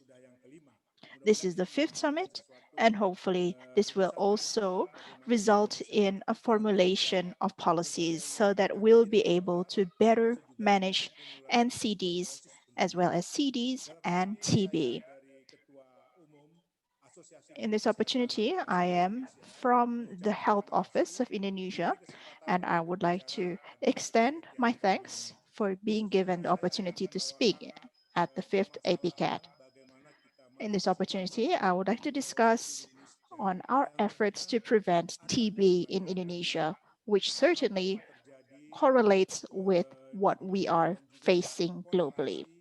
And it is also correlated with what we are trying to do with our tobacco control efforts. Ladies and gentlemen, the government of Indonesia has prepared a roadmap. This is based on the global agreement and part of the strategy to end tuberculosis. In this case, we aim to reduce TB incidences by 90% since 2015. So this is an agreement that we have jointly implemented, and there have been several stages that we have also exerted. This is also a global commitment, and various countries are also implementing the same efforts. There are several matters that we should observe in this case. Firstly is about the multi-sectoral efforts and evaluation of the existing strategies while building accountability so that we can achieve the target of ending TB. We will discuss this at the regional level, then national level, to ensure that we will also accommodate the interests at the global level. And the end goal will be to end TB by 2050.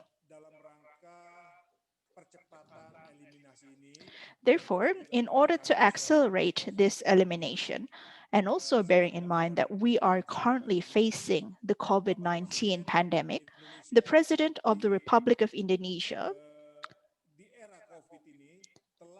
has, within this pandemic, given his statement and commitment that he will continue to carry out the priority programs.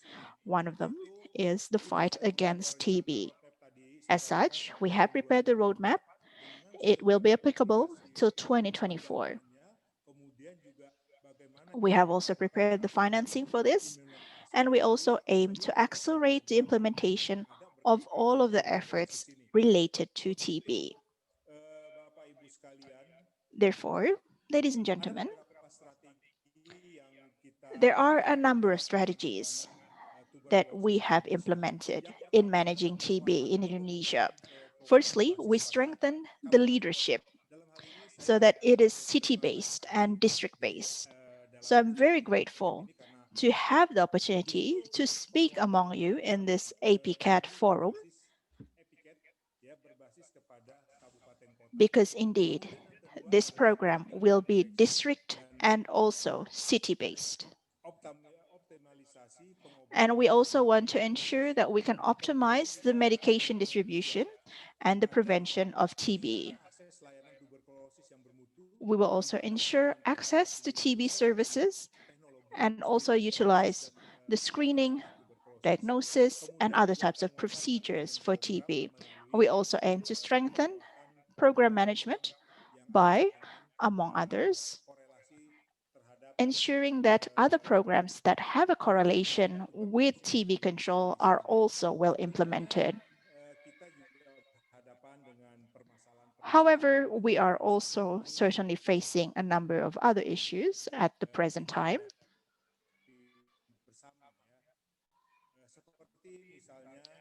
For example, as a very large country, and bearing in mind that each country has different geographical conditions, we need to do a mapping of the health facilities so that we can ensure that the public will have access to the healthcare. Ladies and gentlemen, when we are discussing about lung health, we can no longer separate it with tobacco control. Therefore, this is our joint interest, and it should be our focus. For Indonesia, we are on the one hand trying to manage TB, and at the same time, we also have a population with a high prevalence of smokers. This is based on the Basic Health Survey conducted in 2018. In addition to that, we are also facing the increasing number of smokers starting to smoke at as early as 10 years old. So now we have 9.1% of the population between the ages of 10 to 18 who are now smokers.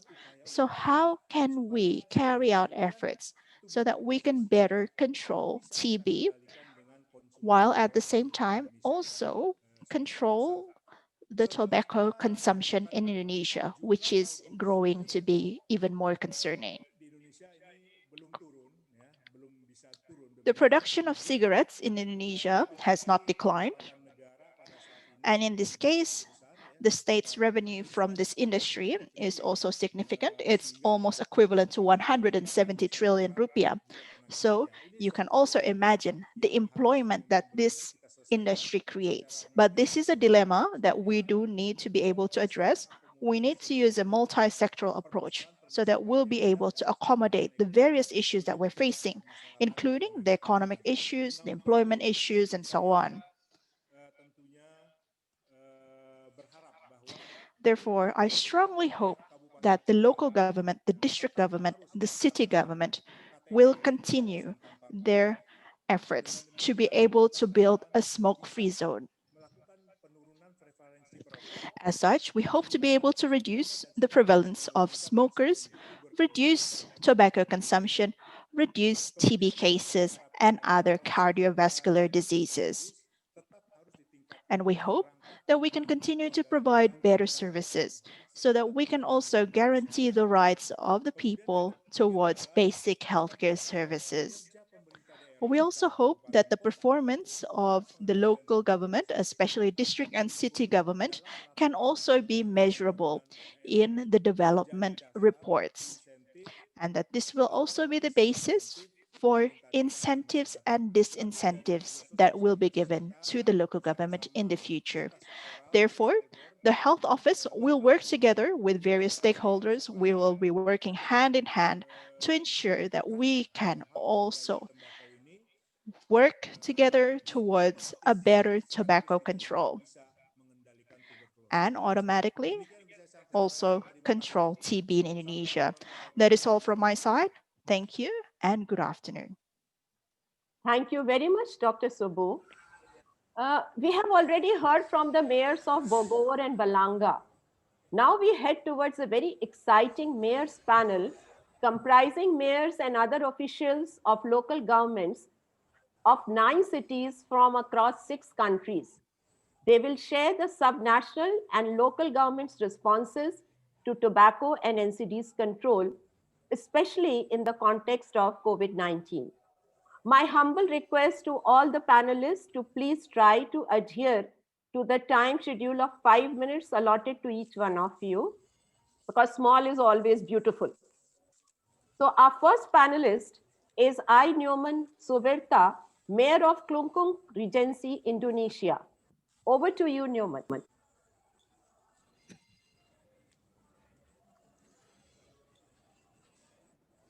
Baik, perkenalkan saya Nyoman. My name is Nyoman Suwirta, and I am the district head from Klungkung in Bali.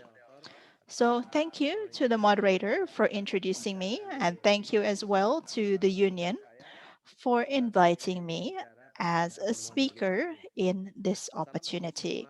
So my greetings to all, and greetings as well to all of the attendees.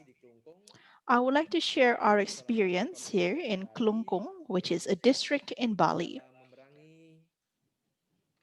and what we have done to fight against the COVID-19 pandemic for tobacco control and NCD measures. I will first show a video which displays our efforts since 2014. Can we please play the video? Thank you. Kita semua sadar bahwa merokok merusak kesehatan kita. Ladies and gentlemen, the subtitle for the English version is Selalu Bupati Wali Kota, mari kita larang segala bentuk rokok apapun itu. Dulu bisa, Anda pasti bisa.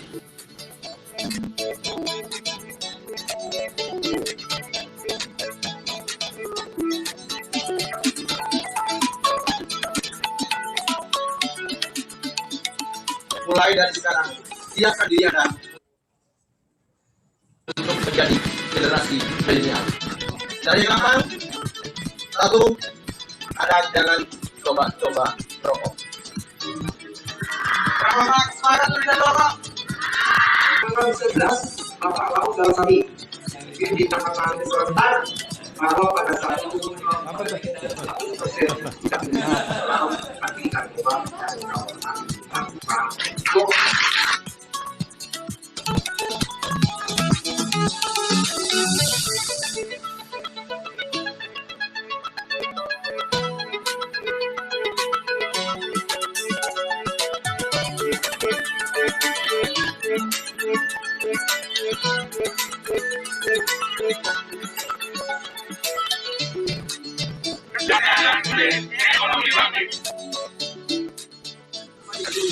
agar selalu bersih, sehat dan asri, sehingga kita dalam pandemi COVID-19 ini ada sesuatu yang kita dapatkan bahwa momentum Jumat Antar Kelas yang kita launching kemarin merupakan nuansa baru untuk menuju kehidupan baru ke depannya.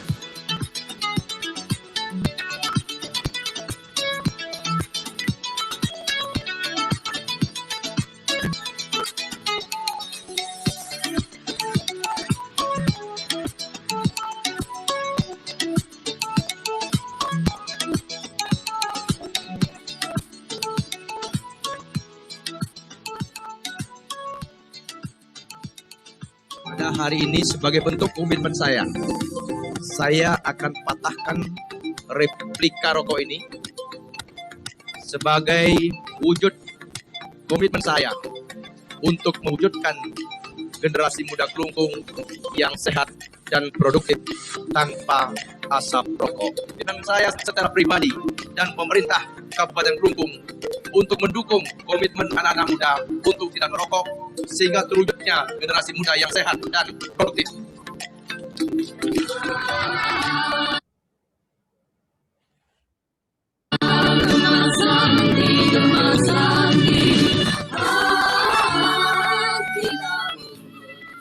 Baik, demikian ya videonya, kemudian slide yang Very well. So that is the video that shows our efforts. And can we please proceed to the next slide? So we have a strong commitment in Kelungkung Regency. And as such, we have been able to achieve a number of matters. So the smoking prevalence in our regency is the lowest among other regencies in Bali. It's 13.5%, whereas the average for Bali is about 20%. And we no longer have any tobacco advertisements, both outdoor, indoor, and likewise, we do not offer cigarettes in the supermarkets. So we continue to do this.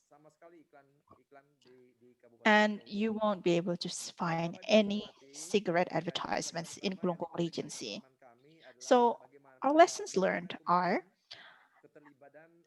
the commitment, the involvement, and the transparency, as well as the accountability of all parties in implementing the local regulation is key, because formulating the local regulation is one matter, however, the implementation is another story. So I would like to invite other regions and mayors here to let's be serious with this effort, because this will be determining the future generation as well as our children and grandchildren's future. So APCAT is a very important forum for me, and I hope that we can learn from each other so that we can create a better future for our children. Greetings, Om Santi Santi Om, message of kindness. Thank you very much, Newman. And you revived my memories of your beautiful city, which I've had the good luck to visit twice. I now pass on the mic to Dr. Myo Aung, Mayor of Naypyidaw Union Territory, Myanmar. Terima kasih. Dr. Aung. Tidak ada lagi, saya jawab lagi.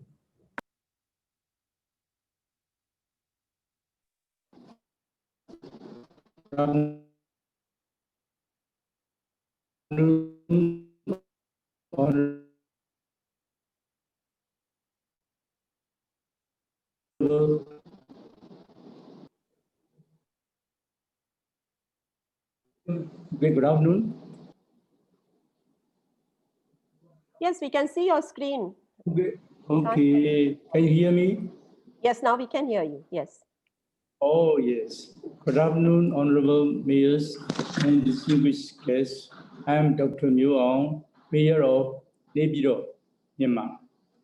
I believe this summit will act as a vital platform for regional, national, and subnational leaders to share their experiences and knowledge and develop a shared responsibility to accelerate in fighting COVID unprecedented health catastrophes. Before COVID-19, NCDs are the leading cause of death and disability in Myanmar, like other elsewhere, accounting for 68% of all deaths in 2016. Additionally, the proportion of hospital admission due to NCDs was increasing annually. Tobacco, which is a major and preventable risk factor for NCDs, poses a threat not only to health but also to the socio-economic development and environmental sustainability. Similar to other countries, the massive use of tobacco is still a challenge to the health and well-being of Myanmar people. In our country, the prevalence of smoking among adults is 26%, and that of youth is 11%. More than 65,000 people are killed by tobacco every year, over 5.6 million deaths, and 21,000 youths continue to use tobacco each day. So that's point out we must have to strengthen the tobacco control measures in our country. As a development committee of our capital in Myanmar, we are committed to secure the health and well-being of citizens, creating a smoke-free society and environment. As a success of fourth APCAT summit, our Nebido Development Committee collaborated with the Ministry of Health and Sports of the central government in initiating tobacco control activities in Myanmar, with the aims of reducing consumptions of tobacco products and to create smoke-free public places, also to create public awareness, dangers of tobacco use, and secondhand smoke. Very first step, the Tobacco Control Working Group was formed with high-level officials of our committee, and after that, the decree of controlling and smoking and sale of tobacco products was issued by Nebido Development Committee in 2019. Regarding Myanmar's response to COVID-19, Dr. Ram, can I interrupt, please? Your slides are not moving. The slides are not moving. So sorry. I think our internet connection is quite weak. Okay, fine. Please go on. Now can you hear me? We can hear you very clearly, but the slides are not moving. The slides. Okay. May I continue it? Regarding Myanmar's response to COVID-19, Myanmar has conducted several prepared and response measures since January. After the WHO has declared coronavirus COVID-2019 as a pandemic on 11 March 2020, on a national level, Central Committee on Prevention, Control and Treatment of Corona Disease 2019, led by the State Councillor, was formed 2 days after that. We did the media campaign and announcements requesting public not to hold public gatherings, ceremonies, festivals, and COVID-19 can spread rapidly in crowded places. Till up to date, the government issues necessary notifications, protocols, and daily reports on COVID-19. During COVID-19 pandemic, we believed that tobacco control measures shouldn't be left out. Therefore, to raise public media and awareness about the decree, the ceremony of proclaiming the decree on controlling of the smoking and sale of public tobacco products was held in 2020. Moreover, we conducted township level advocacy meetings in all towns of Nibido. At there, we collaborated with administrative local authorities to get a better understanding of each other's every sector's their duties, responsibilities in implementing the tobacco control activities and to develop the future plans of multi-sector approach. After conducting these activities in 4 townships, situation analysis regarding the compliance of the targeted venues on existing tobacco control legislations was conducted in all townships. By comparing the towns where advocacy meetings have completed and others not yet, it was found out that there was a significant association between conducting advocacy meetings and better compliance to smoke-free indicators. Therefore, in our region, advocacy meetings were found to be crucial and effective in strengthening tobacco control measures and also increasing compliance. Both activities were highly appreciated and participated by the local community in achieving their goals.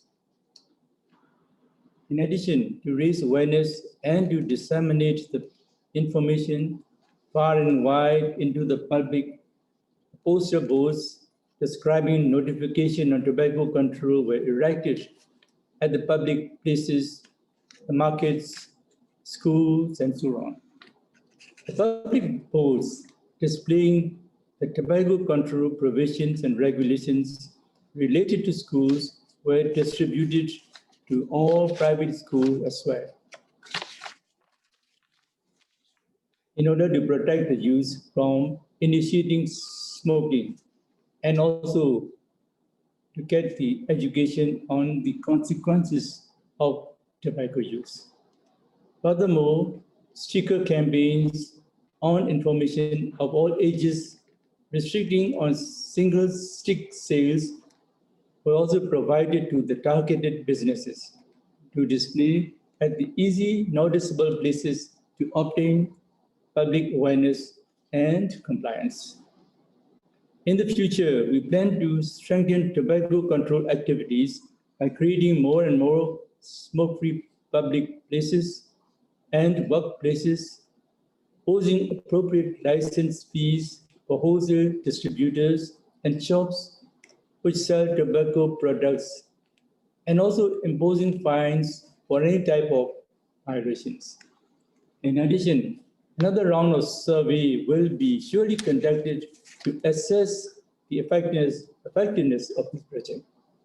We believe by advancing tobacco control measures, our neighborhood development committee serves our country as much as it concerns in prevention and control of NCDs. Thank you very much. Thank you very much, Dr. Ong. And from Myanmar, we now move to Cambodia. Let us listen to Han Kosal, Vice Governor of Kampong Cham Province, Cambodia. Over to you, sir.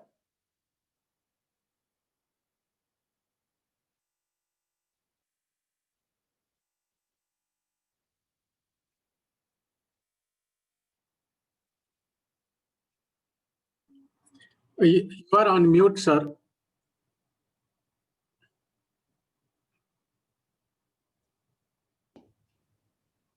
All right, can you hear me? Yes, we can hear you now, yes. Thank you so much. My deep greeting to mayors, governors, distinguished guests and speakers. My name is Han Kosal, a Deputy Governor to Kampong Cham Province, Cambodia. Many thanks for inviting me to be a speaker for the 5th APCAT at this wonderful time over the topic of tobacco use and NCD prevention and lung disease. It is my great honor to be here, and I also thank so much for the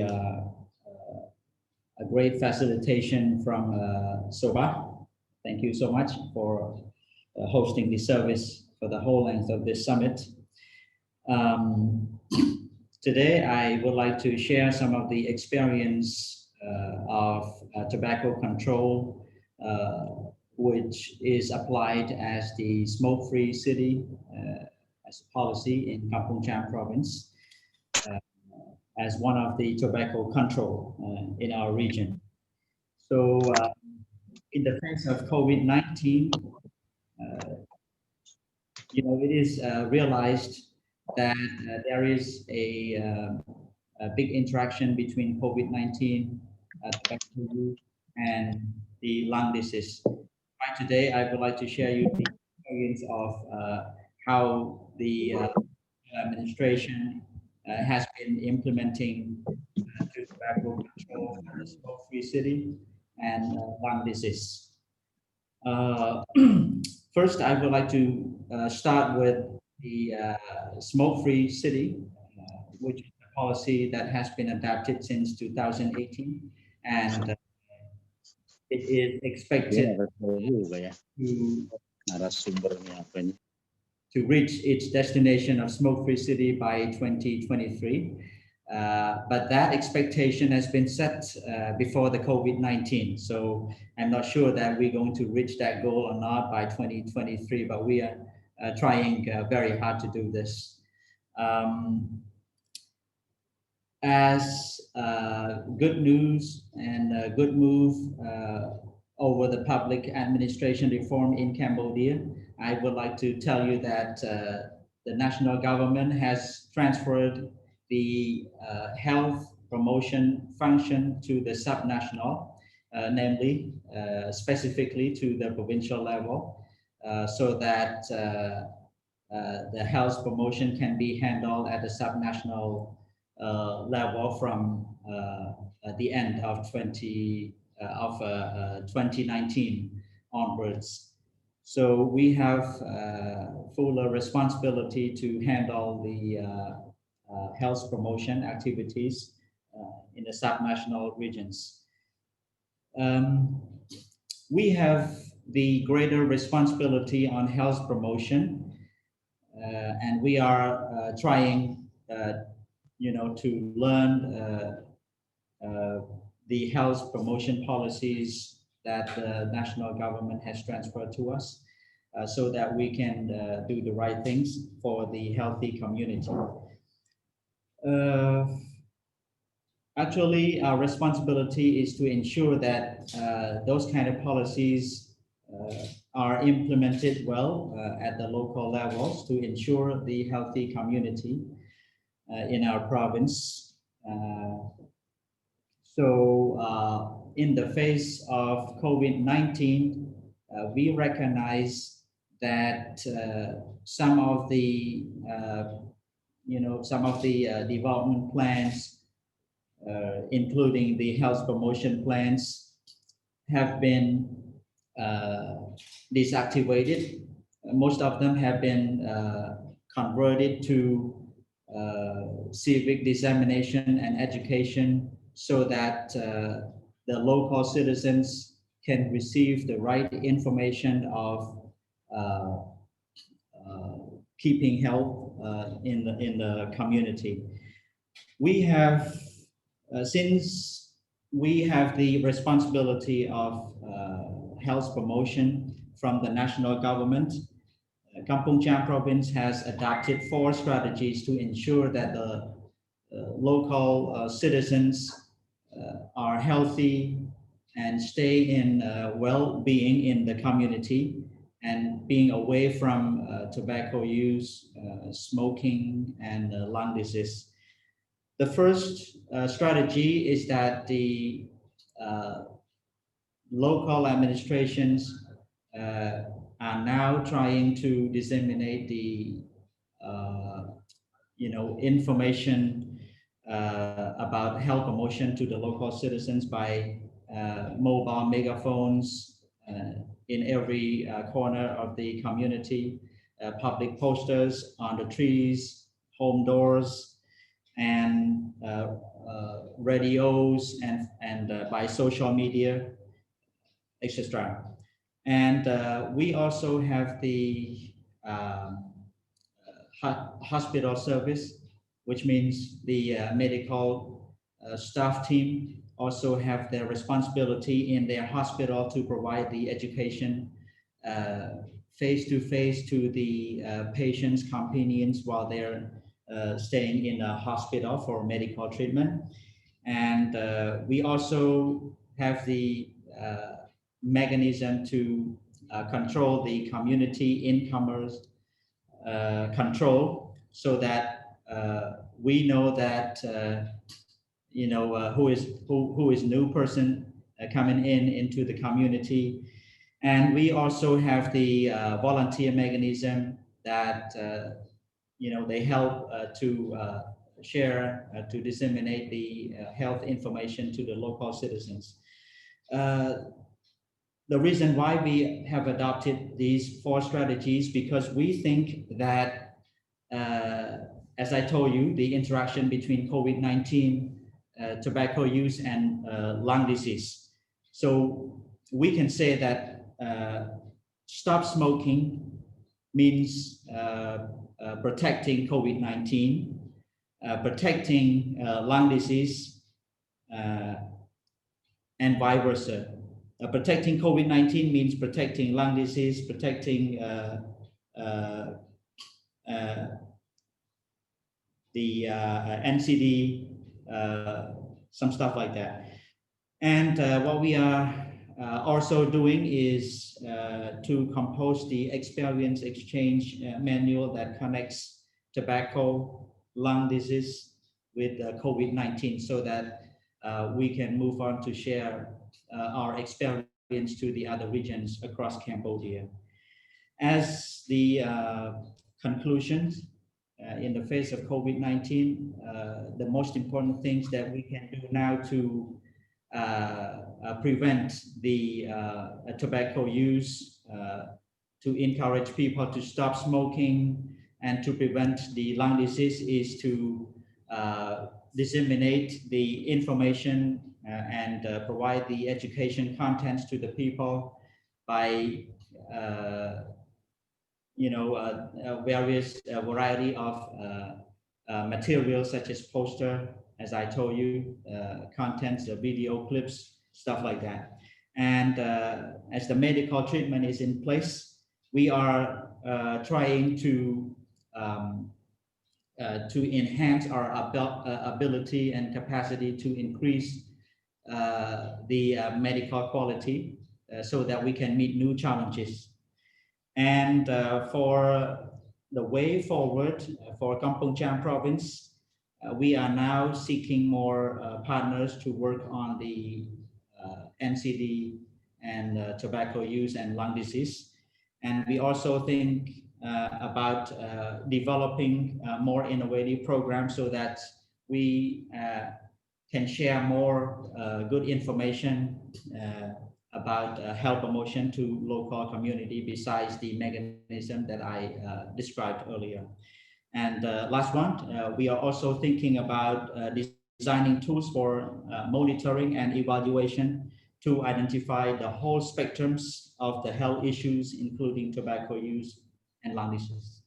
So thank you so much for allowing me the opportunity to speak here.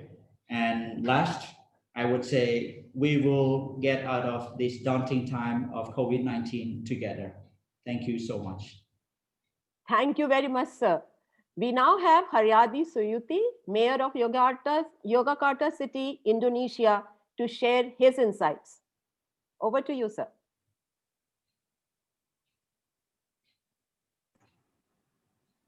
Hi, Shubha. I think they are having trouble joining, so we'll skip to the next presenter. Okay, very much. So our next panelist is Jose Martino dos Santos Soares, Mayor of Armera Municipality, Timor-Leste. So over to you, Jose.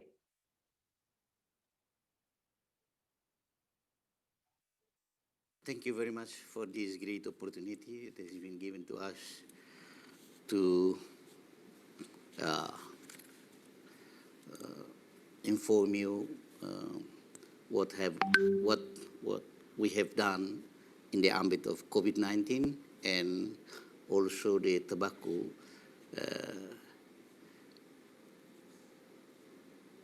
tackling tobaccos in the community of Ermera until now. I would like to inform you that all effort that we have been done since 2019 to 2020, in almost 1 year, we have do some very big effort that regarding the some measurements and has been advised by the WHO and the Ministry of Health, for example, keeping the social distance, using maskers, and avoid touching or shake hands between people to avoid the transmission of the COVID-19. This is very success, and we have traveled to various sub-districts to inform the situations and doing directly the what we say we use some for example in the borders of the municipalities between one another municipalities, there has been a teamwork there to keep informed all the passengers about how to avoid the transmission of the COVID-19 to the people. So we are, as everybody knows, that COVID-19 is a very it's now become a disease that is it's very dangerous for the people, and so we inform the people to avoid this COVID.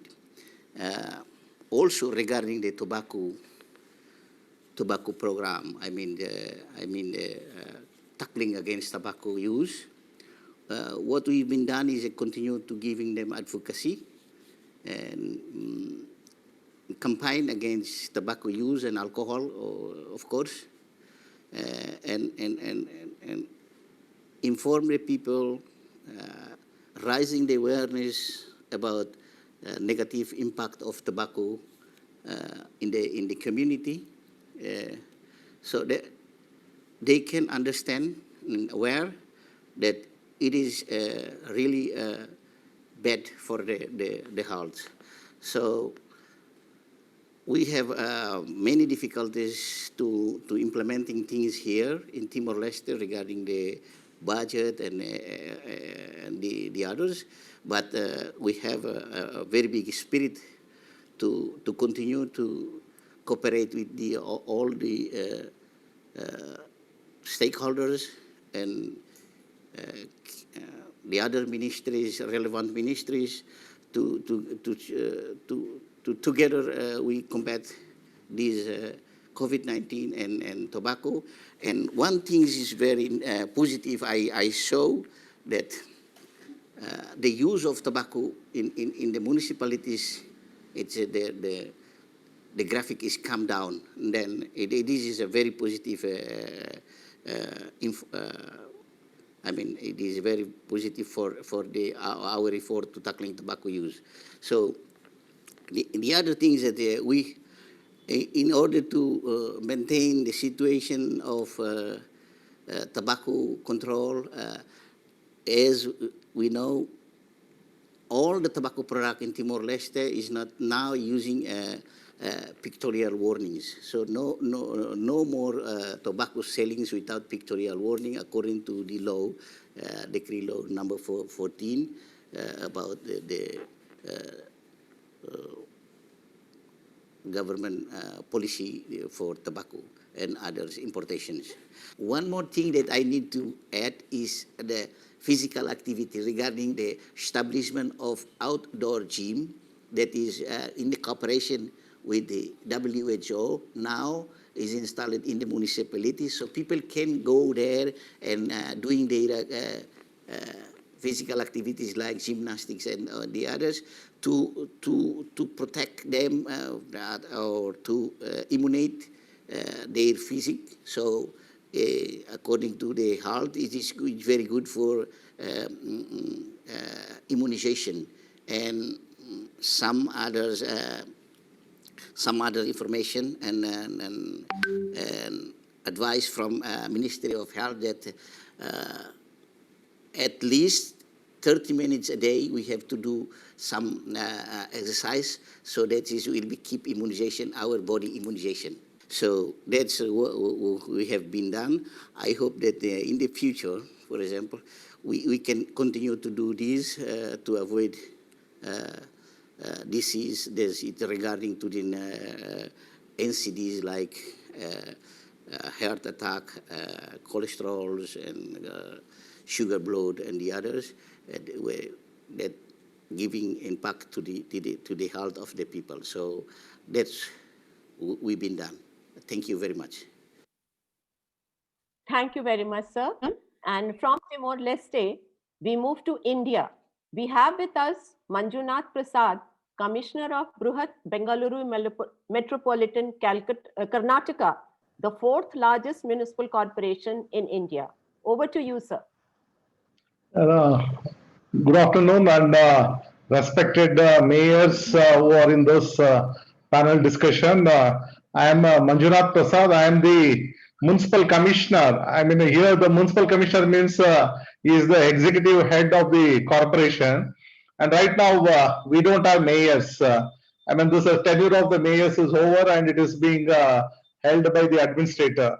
So now coming to my city, this city has a population of 13 million. 13 million is the population of our city, and the total area is about 800 square kilometers. So it's one of the cities in the southern part of India, and it's also known as Silicon City, and there's IT and the BT city, and it is known for its major, being IT industry. Now coming to the subject, I mean, we had a very tough time as far as the COVID pandemic is concerned. Till date, we had in this city a total of 3,80,000 COVID cases, and out of 3,80,000 COVID cases, nearly the recovery is about 3,65,000 cases, and our deaths during this entire period, starting from March till date, it's about 4,250 people have died due to COVID. And presently, today, the active cases is about 10,400. Now, I mean, how the COVID situation changed in the city, I would like to just bring it to the notice of the August panel here. In the month of July, our positivity rate was 24%, and our case fatality rate or the mortality rate used to be 1.85%. And today, in the month of December, our positivity rate has come down from 24%, which was there in July, and today our positivity rate is 1.89%. And the case fatality rate also has come down from 1.85, and today it's about 0.8. Now, this was made possible because of the huge number of tests we have conducted. Till date, we have conducted about 51 lakh tests have been done. And every day, even though we have, in the month of July, every day we used to have about 6,000 cases, COVID cases. Now today, it has come down to about 400. Even though the cases have come down to 400, still we are conducting tests of nearly 40,000 tests per day in the city. And because of this aggressive testing, especially identifying the people who have comorbid conditions or non-communicable diseases, identifying them, especially who are above 50 years of age, identify and aggressively testing them, and once they are tested positive, to isolate them, and whoever requires hospitalization, the entire city has nearly 15,000 beds available for the COVID patients, because of which we were able to control this disease. Now it's a winter here. We are more concerned about the second wave. A winter coupled with, if it is smoking is there, then it will aggravate. So keeping this in mind, in the entire city we have banned the sale of this chewing tobacco, so as to avoid the spitting, and we have banned public smoking in all public places, and this is we also have removed all the designated smoking areas in the hotels and restaurants, and we are following strictest norms to ensure that no smoking takes place in those public places. And we are committed to the mandate of the mayor's summit, and we are taking very stringent, effective steps to keep the COVID under control, and at the same time to ensure that the tobacco and the smoking is banned in all public spaces. In this direction, it has yielded results, and I've learned many things from the presentation of the other mayors. And I look forward to, last year I couldn't attend this summit because of some engagement. And the next summit, personally, I would like to be present there. So it's a very great opportunity to share my thoughts. Thank you very much. Thank you very much, sir. Short and sweet. Panelists are requested to please stick to your time of 5 minutes. The panelists who would be coming now. And I would now request Ghazi Kamrul Huda Selim, Mayor of Manikganj City, Bangladesh, to share his experience, please. Thank you, moderator. Hello, everyone. On behalf of Mayor Alliance for Healthy City, Bangladesh, I am Ghazi Kamrul Huda Selim, Mayor Manikganj Municipality, Bangladesh. Would like to extend my greeting and best wishes to all respected mayors and delegates of 5th APCAT Summit. I thanks the 4th APCAT Summit, which was held Bogor City in Indonesia. That was successful summit, and we enjoy it very much. We never forget their hospitality. I thanks Dr. Tara Singh Bam for his kind cooperation. Thanks to the authorities for giving me the opportunity to participate and share my views in this very important summit. At present, we are living in a intricate situation all over the world. Like all other countries in the world, the problem of Bangladesh are also at great health risk. Not only health, in all respects, country are suffering in various problems. Government are trying to solve all. In our country, since March 2020, the corona infection was started. Already 9 months have passed since the infection was entered in Bangladesh. Manikganj Municipality has been working intensively for the last 4 years to prevent non-communicable diseases. Considering the priority given to tobacco control, various steps have been taken to control tobacco use. One of these steps is to bring the seller of tobacco products under special licensing. This means that those who selling or want to sell tobacco products have to take a special license from the municipality. We did a quick survey to identify number of point of sales of tobacco products. The survey identified 360 shops in the municipal area. In Bangladesh, local government ministry has been passed a guideline on tobacco control for local government institutions. In Marigold, we are implementing the instruction of the guideline and ensuring to take proper tobacco products to proper tobacco products trade license as per the guidelines. As a result, a percentage of tobacco sellers are discouraged from this business and are stopping tobacco products selling. The sale of tobacco products within 100 years of the education institution and healthcare center, hospitals, and clinics located in the municipal area has been banned. In this case, legal action is being taken against those who break the law. Mobile court are conducted in coordination with the district administration. All government offices in the municipal area have been declared as smoke-free areas. The use of tobacco products has been banned in the public places and public transport in the municipal area in this COVID-19 situation, and also wearing mask in must. Mangalore municipality has issued a public notice on this issue, that is no mask, no service. The implementation of this decision is being closely mentioned and coordinated with the district administration.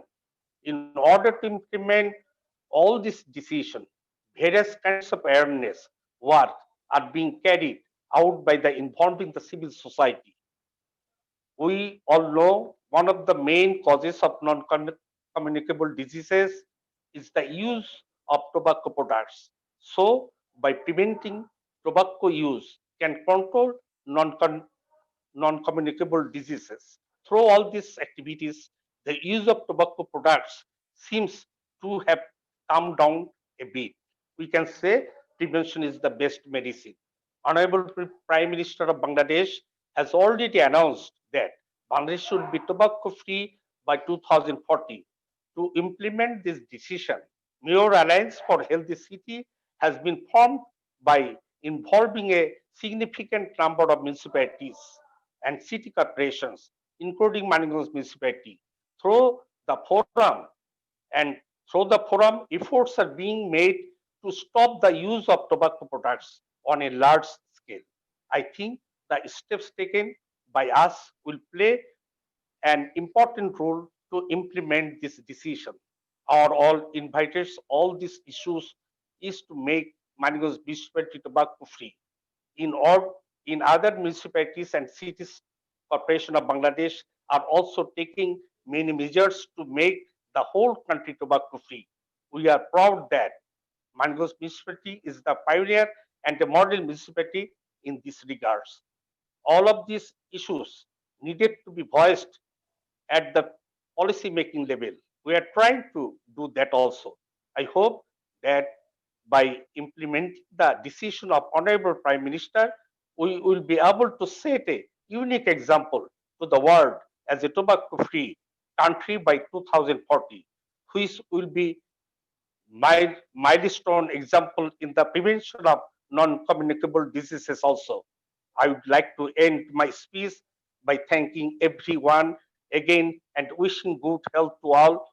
Together, we will continue our fight against corona infection and tobacco.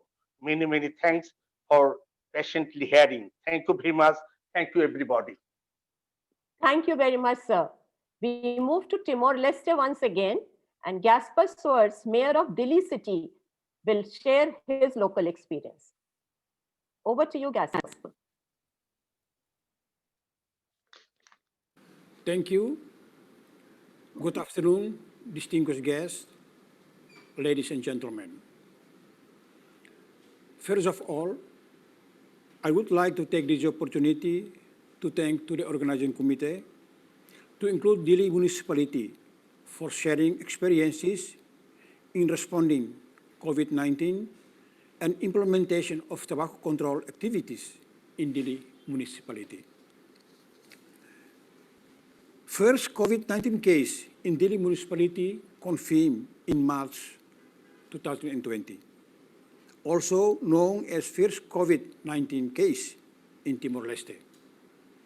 And now the case increased to 31 cases. 30 cases recovered and remaining one active case. All of the cases mentioned above considered as imported case. When the first COVID-19 case in Dili municipality confirmed, Dili municipality responds through establish a commission that we call Dili Municipality COVID-19 Prevention Commission, which composed of various institutions with main tasks as follows. COVID-19 specialization. COVID-19 socialization with the objective is to inform community the best way how to prevent COVID-19, like often hand washing with soap, social distancing, and use mask. Secondly, with supporting by the international agencies as WHO, UNICEF, international and national NGOs, provide and install hand washing facilities in public places, providing mask and hand sanitizer to community. Thirdly, created an integrated task force team to control community movement in border between Indonesia and Dili municipality. Fourthly, sentinel surveillance. This activity is very important in order to make sure that there is no local COVID-19 transmission. Current achievement in relation to the NCD, lung health and tobacco use in Dili, I would like to declare that now places like schools, health facilities, restaurants, and government buildings are free from tobacco. Dili municipality, in collaboration with WHO, established 3 open-air gyms in 3 locations in Dili for public use. This is also to support lung health and others. For 2021 plan, actually this plan is to implement in 2020, but because of COVID-19, Dili municipality moved this plan to 2021. There are 3 main activities in Dili municipality is going to implement in 2021. Firstly is declare a village in Ataulu sub-district as a free tobacco village. Secondly, also declare some places in Dili as places free tobacco. Thirdly, young generation free tobacco. Thank you.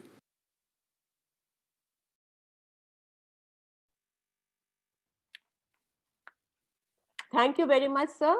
I now invite Dr. K.H. Muhammad Idris, Mayor of Depok City, Indonesia, to share his experience.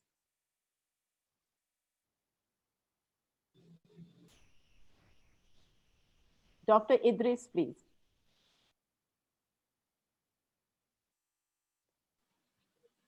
You are muted. Please unmute yourself, sir. We cannot hear you.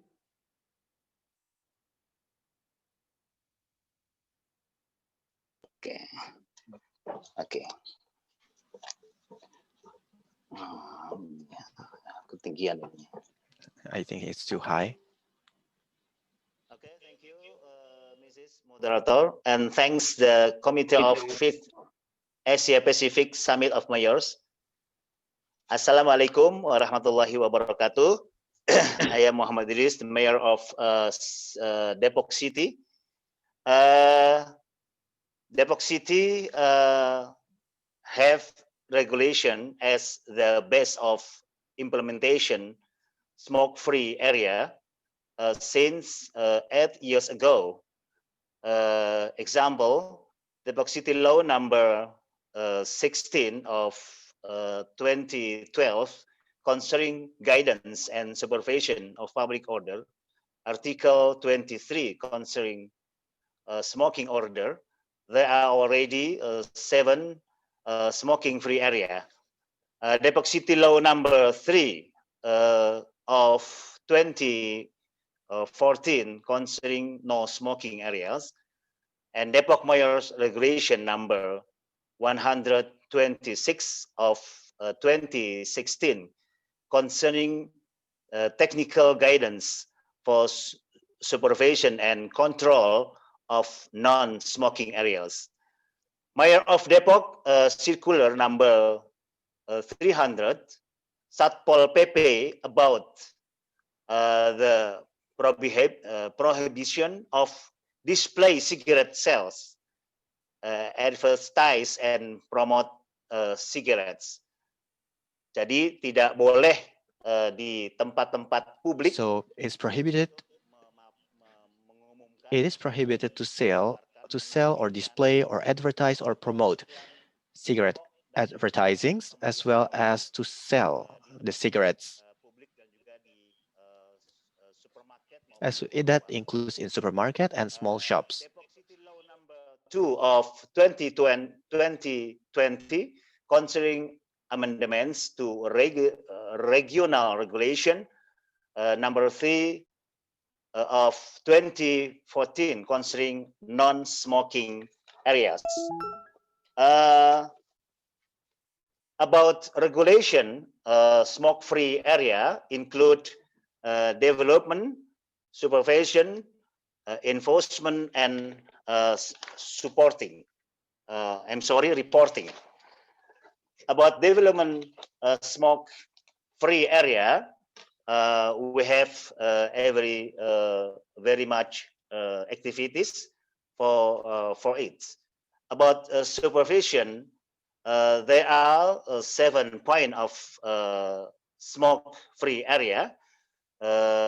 Example: public place, workplace, worship place, children's play group, public transportation, school, and healthcare facilities.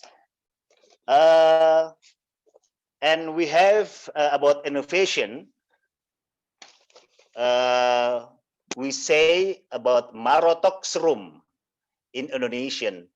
Matikan rokok di batok sebelum It masuk. stands for turn off your cigarette before you get into your house. In the coconut shell before entering the home. This is one of our innovation. About supervision and enforcement, total supervision 375 location. And about compliance rate at smoke-free area, we can see next slide. Yeah, next slide. Okay, Sakes, next. About before. Yeah, before. Okay, compliance rate at smoke-free area.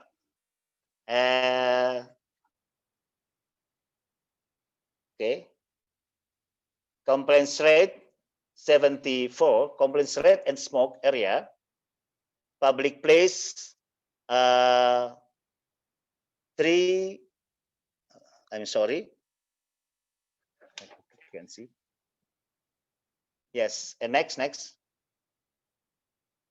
Okay, this compliance rate at smoke-free area, public place, example, and this is workplace, workshop place, place for teaching and learning process, 70.69%. Healthcare facilities, just 9.51%, and total complaints just 74.99%. This is my explain about free area, smoke-free area, and we have the spirit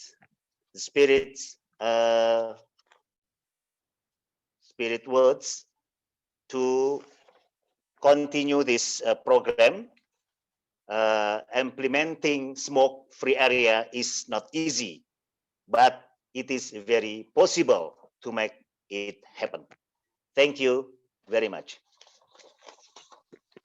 Thank you very much. And our last speaker on this panel is Haryadi Suyuti, Mayor of Yogyakarta City, Indonesia. Over to you, sir.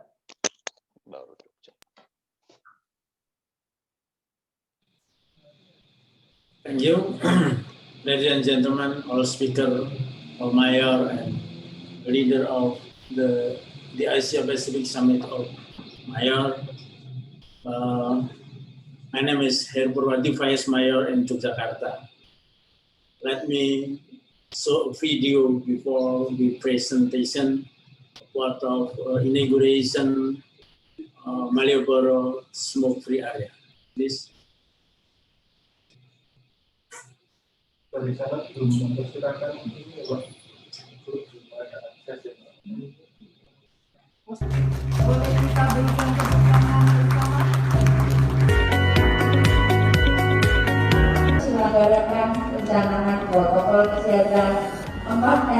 we need to ensure that we will be implementing the health protocols.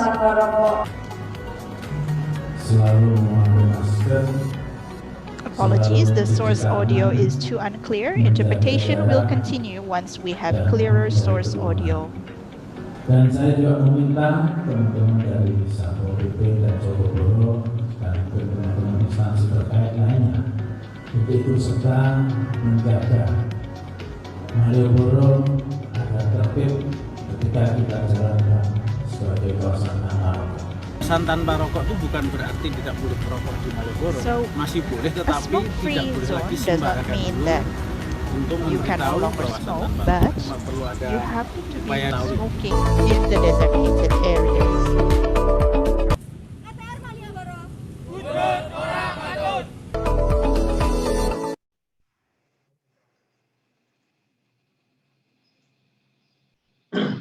Okay, thank you. Yogyakarta City government have local regulation governing smoking based on 2017 regional regulation. As the beginning of its implementation, we are disseminating this regulation. The target are professional organization, community activists, owner or management of hotel, restaurant, and caves. Companies also by conducting training and workshop socialization through mass media and social media, as well as visit to residents, as well as placing billboard in a number of places in certain settlement of streets.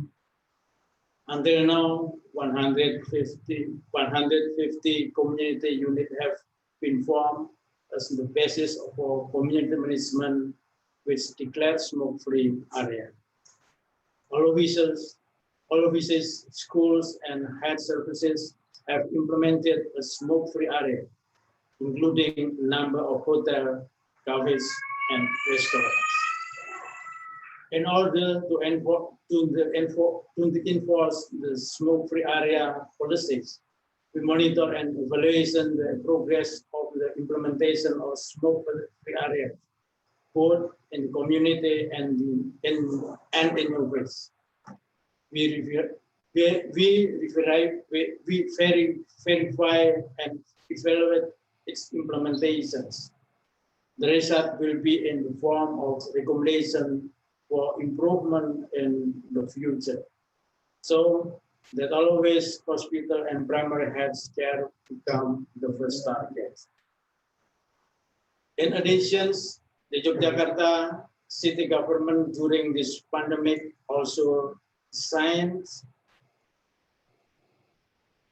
the Malioboro area as a smoke-free area.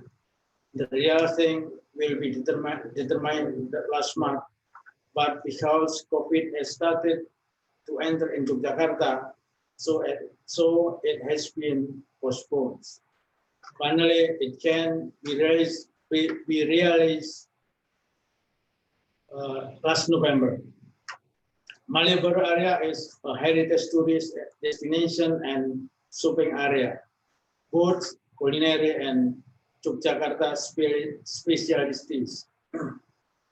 All tourists visiting Yogyakarta always take the time to visit Malioboro, so that it becomes a challenge in itself when determining a tourist area as a smoke-free area.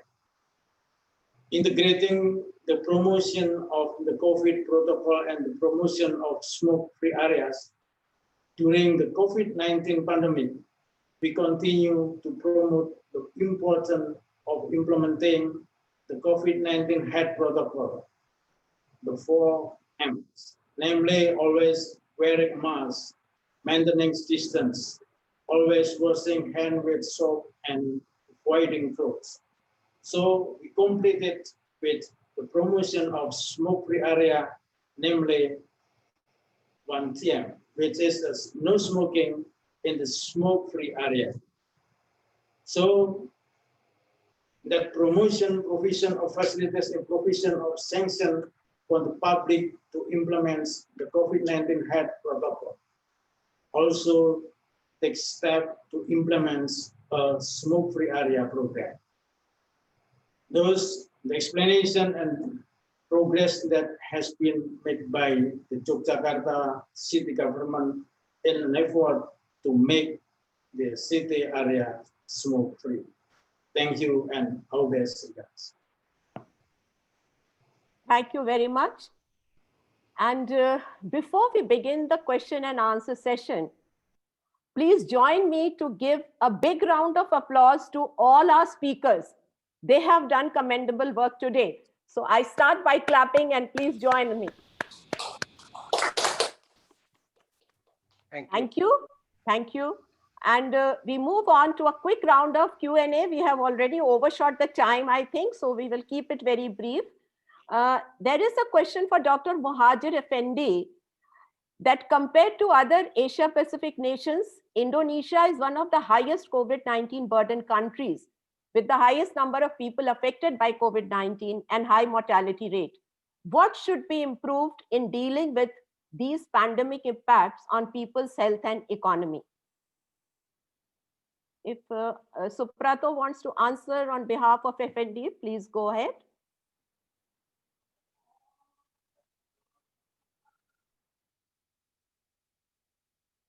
Yes, August Suprato, would you like to answer?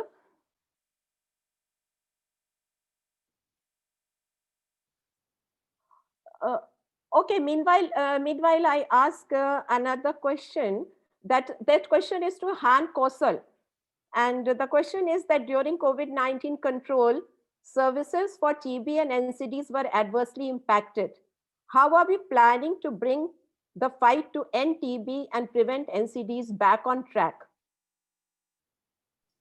Han Kosal. Well, I thank you so much. As I said, in the face of the COVID-19 threat across the world as well as in Cambodia, my province has also attained 16 cases of COVID-19 totally since the beginning of the outbreak until today. So as we know already that COVID-19 doesn't allow us to join the big gathering, to touch one another. Instead, we need to wear masks. We need to keep social distancing, and we need to wash our hands frequently before and after touching and holding anything. So according to these restrictions, what we can do now is to try to disseminate the health promotion information to the local community so that they can be aware of how they can practice daily hygiene to keep them healthy. This is the main activity that we, not only the subnational government in Kampong Cham province, but also all levels of authorities, public authorities across the country are doing right now. And we have a variety of mechanisms to disseminate the information of health to the people, such as the mobile megaphone, public posters, and also the video clips that have been designed and supported by the National Health Promotion Center of the Ministry of Health Cambodia.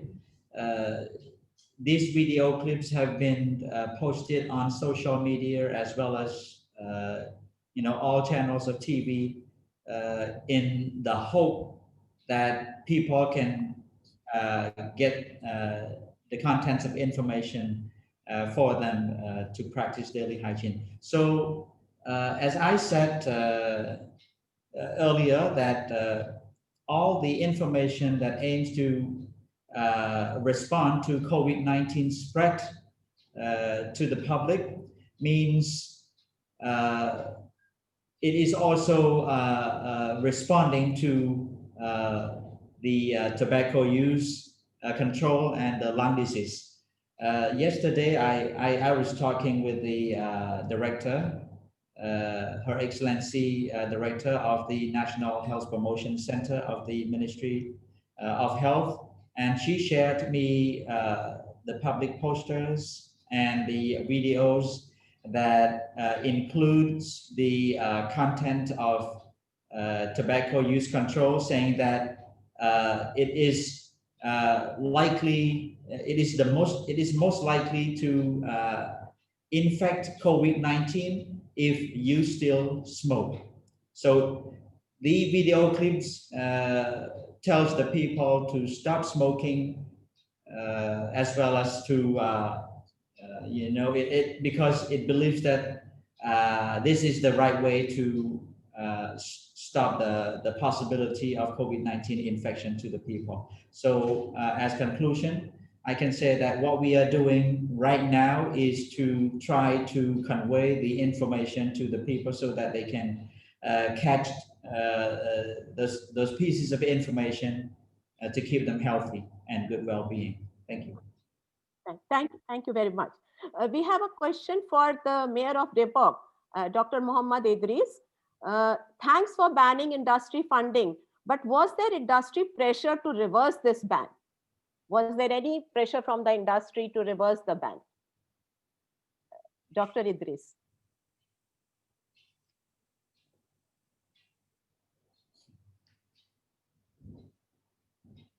Is Dr. Idris there? Jadi kalau perbandingan pajak. So in terms of tax, the local revenue for Depok City before this prohibition of cigarette advertisements in the streets versus after the local regulation has been stipulated, and this refers to the local regulation on the no smoking zone, we found that there is actually no decline in the local revenue. Surprisingly, we instead experienced an increase. So this serves as our motivation to continue this implementation of our local regulation. In the past, we were estimating that there will be certain parties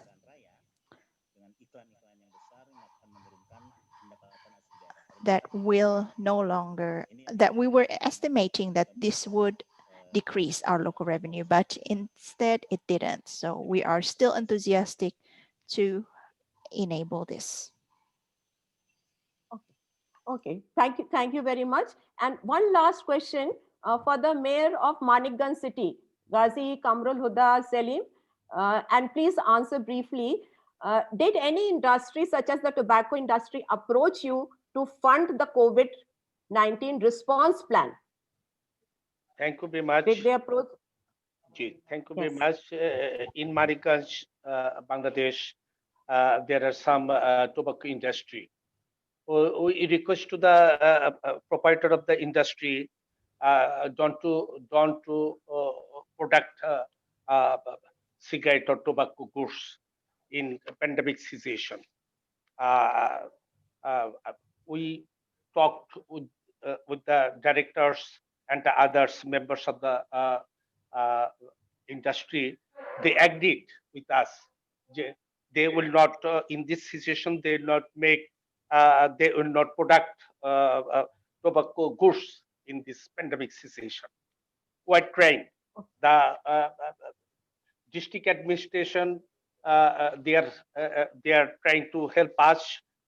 With their help, we're trying to control the tobacco products. Okay. Thank you. Thank you very much. I now hand over the mic to the driving force and guiding light behind this summit. Yes, he's none other than Dr. Tara Singh Bam, Deputy Regional Director, the Union Asia Pacific APCAT Secretariat, Singapore. Over to you, sir, for your closing remarks. Thank you so much, respected all the mayors from all the countries, Bangladesh, India, Myanmar, Indonesia, Philippines, Timor-Leste, and so many other, Nepal, and many other countries. So it is indeed a great honor to be part of this APCAT, and we are always the grateful with this the alliance. This is the alliance that really delivers the action on the ground to prevent the disease and the death. As the earlier speaker already highlighted some key points, like currently we are facing the multiple the pandemics. Of course, COVID-19 is one of them. At the same time, we have a pandemic for a long time, the non-communicable disease, tobacco use, and tuberculosis. So tobacco smoking or tobacco use is one of the major risk factors for all of these the disease, including COVID-19. So therefore, we the alliance, the mayors and subnational leaders are the key player to really deliver their the action on the ground and to provide the better services at the local level. So just to move forward, so we have pointed out some key aspects that the APCAT Secretariat, that is the union, the International Union Against Tuberculosis and Lung Disease Singapore office. We are the secretariat helping this the APCAT, the movements in the regions and also at the country levels. Just to quickly highlight, the APCAT, the union secretary union that helps to the APCAT alliance members to share the experience and the best practices. Like we have this the webinar, and we have done in the past as well. So the city mayors, they can share their lesson learned, best practices, and the local solution for the local problems. And some of the solution can be they are replicated in our settings in all countries. So those settings can be done through webinars, conference, workshop, media release, media publications, and many different ways. And the second part that we would be always there to support the mayors and the governments in the regional level, providing the technical assistance in designing the tobacco control program, both at national and subnational level, in providing the assistance also in a non-communicable disease control program, as well as the TB control. Like a TB is one, the smoke, as I mentioned earlier, smoking is one of the major risk factors for tuberculosis in many countries in our region. So we need to really find out the ways to integrate tobacco control intervention within the TB control program. And definitely COVID-19 response is another the area that the union or the secretariat and the alliance work together. Again, as I mentioned, so the alliance and we all believe on science and the best practices. Those are the best practices can be shared with the community and with the many leaders at national and subnational levels. The third is we always believe on partnerships. As anything can be done if we work together. So together we can really bring the solutions. So partnership always in the center of the movements. We do the partnerships and collaboration with the parliaments, both at the national and subnational level, with the national policymakers from the different ministries, including Ministry of Finance and Ministry of Health. And we have a great partnership with the media. The APCAT media is another great platform to really connect the policymakers and the people, and to really share the best practices and the solution to the communities. And we do the partnership with the national and international organizations, multilateral and bilateral, the donors organization, such as the WHOs, the Bloomberg Philanthropies, and many other academic universities in the regions and also global levels. So civil society always is a key, the stakeholders in driving the all, and supporting the cities, mayors, and the leaders for better implementations of the programs. So the final is whatever we do, we believe on the on science, we believe on data. So the one of the key the area of the unions and secretariat is to really measure the impact of the intervention that we do at the city level. So the measuring impact in a different ways, like we do the many compliance surveys, and there are some other the studies also going on at the city and district levels. So we would definitely the help to have the greater impact at the community level. So whatever we do, always every year we review, and also we make a plan for next year. For this year, we have a great learning from the COVID-19. The pandemics, so we realize that health system is a central, and it needs to be strengthened both at the city, province, and the national level. So the APCAT Secretariat and the union, they would like to really assure you all, we will be always there. We are there with you to implement all the actions that has been already presented by the Mayor Francis from the co-chair of the APCAT. And with this, I would like to again thanks to the Mayor Renu Dahal for hosting this the webinars, and I would like to also thanks Mayor Bhima, Mayor Francis, and all the organizing committees and all the delegates and partners and who joined this the APCAT summits, and we believe that we will make a difference. So we are together, and always we are there to make the change. Thank you very much. Thank you very much, sir. Thank you very much. And the biggest thank you who deserves is you, and a pat on your back from each one of us. And with this, we come to the end of the 5th APCAT Summit. My sincere thanks to all speakers and participants once again for being there and making today's meet such an enriching experience. Do look out on our Facebook page at Mayor Alliance and our Twitter account at APCAT NCD for more of our events details. Also, all of you will receive a survey on this session, and we would appreciate it if you could complete that and provide your feedback. Bye for now, and I hope we will meet in person for the 6th APCAT Summit. Stay safe, stay healthy. Bye-bye. Bye. Thank you.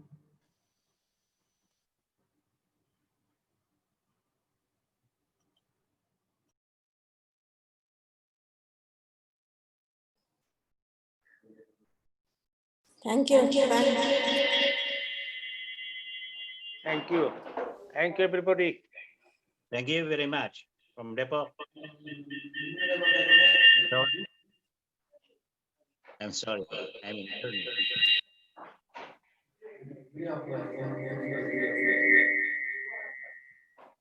Terima kasih Pak Muhammad Idris, Pak Heru. Oh ya, terima kasih Bapak. Mohon maaf saya dalam perjalanan ke ini nih, ke Semarang. Ya, semoga sukses Pak, selamat sampai Semarang Pak. Ya, amin. Terima kasih. Mohon maaf ya.